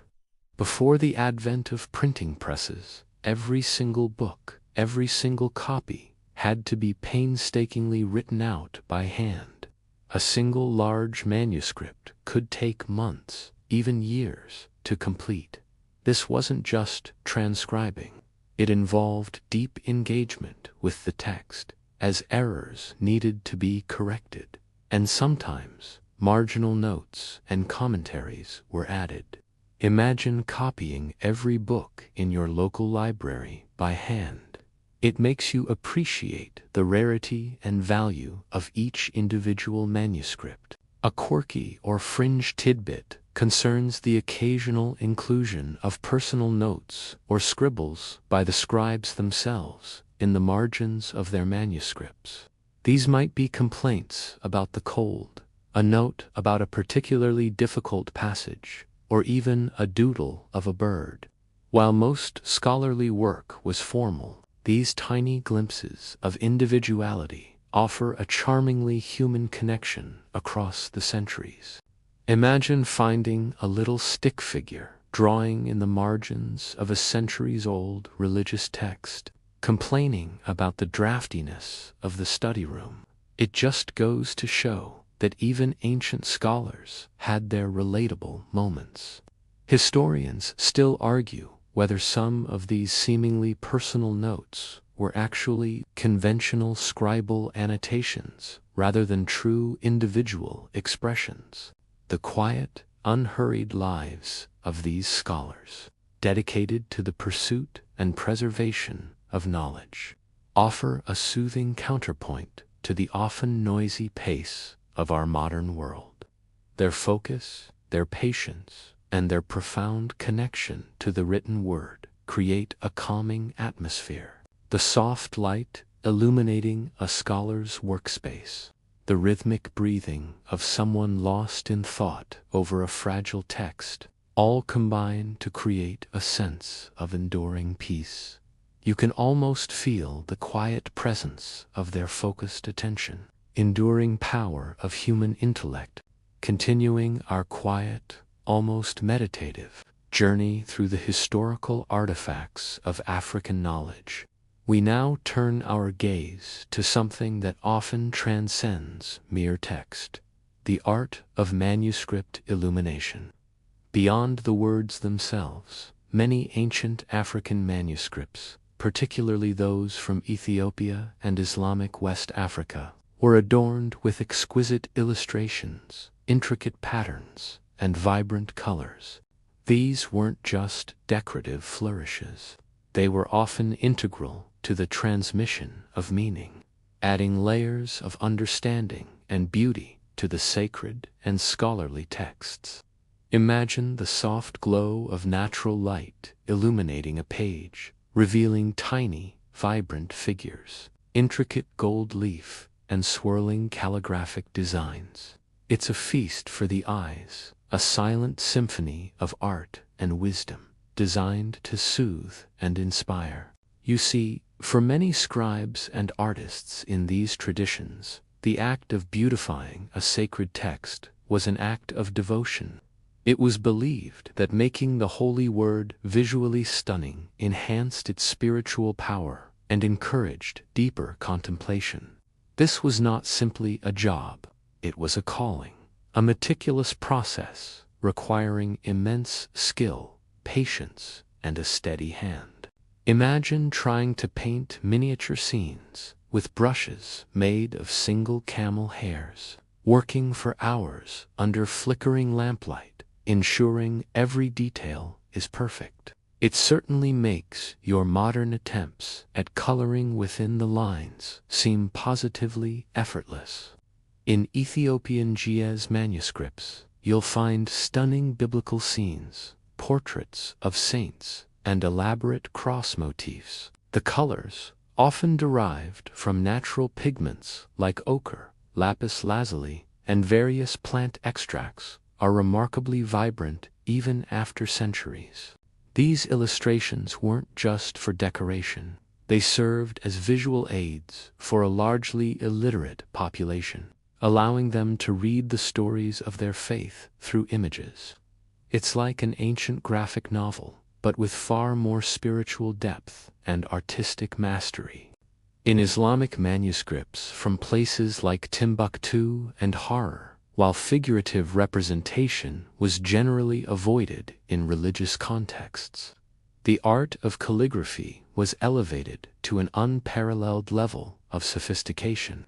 Scribes transformed Arabic script into breathtakingly beautiful designs, sometimes incorporating geometric patterns or floral motifs. The precise spacing, the elegant curves, the use of gold and vibrant pigments for headings and borders, all contributed to the aesthetic power of the text. Imagine reading a book where every single letter is a work of art, designed to draw your eye and lull you into quiet appreciation. One mainstream historical fact is that the materials used for these illuminations were often incredibly precious and sourced from far and wide. Gold leaf, for instance, might come from the goldfields of West Africa, while certain pigments could be traded across the Sahara or imported from distant lands. This global network of resources highlights the economic prosperity and interconnectedness of the societies that produced these manuscripts. investing significant wealth into their artistic and intellectual endeavors. A quirky or fringe tidbit concerns the occasional, almost hidden, mistakes or individual touches left by the illuminators. Sometimes a small, almost imperceptible detail might be slightly off, or a tiny, whimsical creature might be tucked into a corner, revealing the human hand behind the divine work. These imperfections, far from detracting, often add a charming sense of authenticity and a gentle reminder of the artist's quiet presence. Imagine finding a tiny, almost invisible, happy face drawn into the corner of an ancient masterpiece. Historians still argue whether these subtle deviations were accidental or intentional artistic signatures. The art of manuscript illumination in Africa represents a profound convergence of spirituality, intellect, and artistic expression. The quiet contemplation of these beautiful pages, the gentle tracing of their intricate designs, offers a deeply calming experience. You can almost feel the peaceful dedication of the artists, their silent prayers interwoven with every brushstroke, inviting you to relax and immerse yourself in a beauty that transcends time and quietly speaks to the soul. As our quiet journey through Africa's intellectual past nears its gentle conclusion, we turn our attention to a fascinating, often overlooked aspect of these knowledge centers: the economic power of knowledge. You see, the magnificent libraries, the thriving scholarly communities, and the skilled artisans who produced manuscripts weren't just intellectual luxuries. They were vital components of the economic and political power of the African kingdoms that fostered them. Imagine not just gold and spices being traded along ancient routes, but also rare books, scholarly expertise, and the very ideas that underpinned commerce and governance. It's a powerful, yet often silent, engine of prosperity, humming quietly beneath the surface of historical narratives. You see, in many ancient societies, knowledge was a commodity, highly valued and sought after. In places like Timbuktu, the trade in books was as lucrative, if not more so, than the trade in other goods. Scholars and scribes commanded respect and often considerable wealth. A beautifully copied and rare manuscript could be worth its weight in gold, reflecting the immense labor and intellectual capital invested in its creation. Imagine a first edition rare book selling for the price of a luxury car today. But this was a common occurrence for prized ancient texts. It certainly puts the value of your local public library into perspective, doesn't it?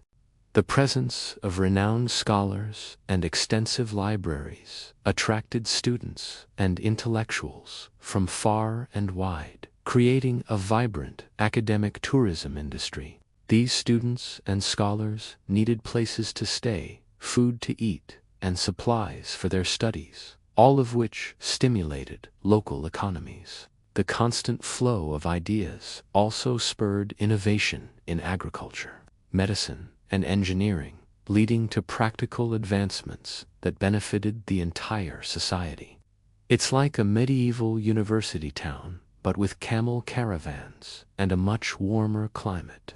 One mainstream historical fact is that the wealth of the Mali Empire, particularly under rulers like Mansa Musa, directly supported the growth of Timbuktu as an intellectual center. Mansa Musa, famed for his pilgrimage to Mecca with immense quantities of gold, also brought back scholars and architects, investing heavily in education and the construction of mosques and learning institutions. His patronage transformed Timbuktu into a beacon of learning, showing a clear understanding that intellectual capital was as valuable as material wealth for building a powerful and respected empire.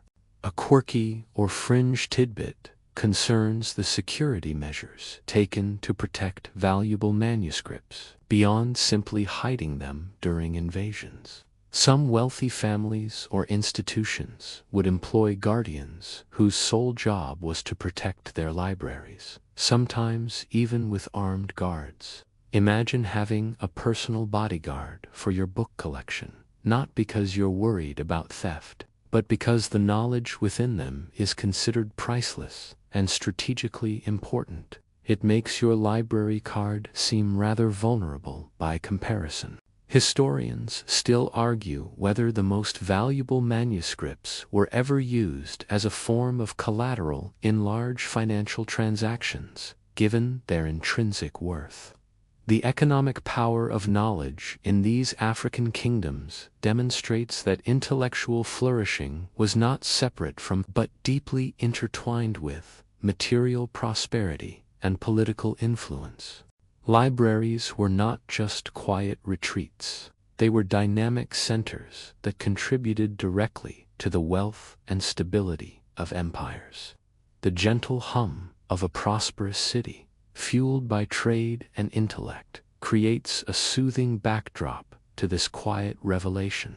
As our quiet journey through the ancient libraries of Africa gently winds down, we arrive at a moment of reflection. The legacy and future of African libraries. You see, the stories we've explored tonight of hidden manuscripts, living oral traditions, and the tireless work of preservation aren't just tales of a distant past. They speak to an enduring intellectual heritage that continues to shape modern Africa and offers invaluable lessons for the world. Imagine the faint, comforting echo of ancient wisdom, still resonating in the quiet corners of modern institutions, shaping new thoughts and inspiring future discoveries. It's a quiet testament to resilience and the unending quest for understanding. The legacy of these magnificent African libraries is profound and multifaceted. They represent a testament to sophisticated pre-colonial African societies that valued literacy, scholarship, and the systematic preservation of knowledge. These documents and traditions offer direct insights into African perspectives on science, philosophy, history, and law, providing crucial counter-narratives to colonial accounts that often failed to recognize or deliberately suppressed indigenous knowledge systems. It's like finding missing chapters in a history book you thought you knew, and realizing they changed the whole story. Today, this legacy continues to inspire. African scholars are actively engaging with these historical texts, reinterpreting them through contemporary lenses, and drawing connections to modern challenges and opportunities. The work of digitizing and making these manuscripts accessible is not just about historical preservation. It's about empowering new generations of researchers, students, and thinkers from Africa and around the world. Imagine a young student in a remote African village, now able to access centuries of their own intellectual heritage through a digital tablet. It's a powerful and quiet revolution in itself. One mainstream historical fact is the growing global recognition of the importance of these collections, leading to international collaborations and funding for their preservation. Institutions like UNESCO and various universities are partnering with African governments and local communities to ensure these treasures are not only protected but also studied and disseminated widely. This global cooperation underscores the universal value of this knowledge. A quirky or fringe tidbit involves the occasional rediscovery of a small, previously unknown private collection of manuscripts in an unexpected location, perhaps in a dusty attic or a forgotten family chest. These mini-discoveries, while not always as grand as a major library find, contribute significantly to the broader understanding of regional intellectual networks and the widespread nature of scholarly activity. Imagine finding a small box of ancient handwritten recipes or family records in your own grandparents' attic. But these recipes also detail cures for ancient ailments. It's a delightful reminder that history often hides in plain sight. Historians still argue whether the full extent of existing private manuscript collections across Africa has truly been surveyed, suggesting many more treasures might still lie hidden. The future of African libraries, both traditional and modern, is one of continued growth, accessibility, and renewed appreciation. It's about recognizing that knowledge isn't confined to specific regions or eras, but is a continuous human endeavor, evolving and adapting, yet always rooted in the quiet wisdom of the past. The gentle, persistent work of those who are ensuring these legacies survive. The soft light of discovery illuminating forgotten words creates a profound sense of continuity and hope. You can almost feel the quiet energy of new ideas being born from old texts, inviting you to relax and contemplate the enduring journey of human understanding. As our quiet, meandering journey through the magnificent libraries of ancient African kingdoms comes to its gentle close, we embrace the final whispers of this fascinating history. We've explored grand collections in Timbuktu and humble scrolls in Ethiopian monasteries, seen the living archives of oral traditions and the visual stories cast in bronze. We've touched upon the quiet dedication of scribes and scholars, the often overlooked economic power of their knowledge, and the ongoing, hopeful efforts to preserve what remains. Now, as the last remnants of our historical trek fade, you find yourself drifting, the subtle echoes of ancient voices guiding you further into tranquility. You are no longer in a bustling marketplace or a quiet, scholarly chamber, but in a space of calm, where the facts and figures of history gently dissolve into a soft, soothing hum. Imagine the distant, rhythmic lapping of waves on a silent shore, or the almost imperceptible rustle of desert sands carried on the softest breeze. The weight of centuries of knowledge, once so vast and intricate, now feels light, an ethereal presence that simply floats around you, comforting and without demand. The distinct sense of aged papyrus, the faint aroma of ancient inks, the subtle fragrance of frankincense from long ago rituals, all these sensory details now blend into a single, peaceful essence. The bright colors of illuminated manuscripts soften into muted tones, swirling gently like distant nebulae. The intricate patterns of Adinkra symbols gently undulate, their profound meanings, now unspoken, simply felt. Even the undeciphered scripts, those tantalizing mysteries, no longer demand understanding, but rather offer a quiet reminder of the vastness of what remains to be known, a comfort in the unknowable.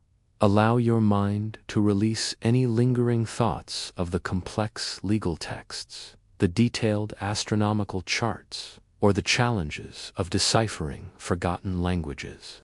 They have served their purpose, guiding you through a landscape of fascinating facts.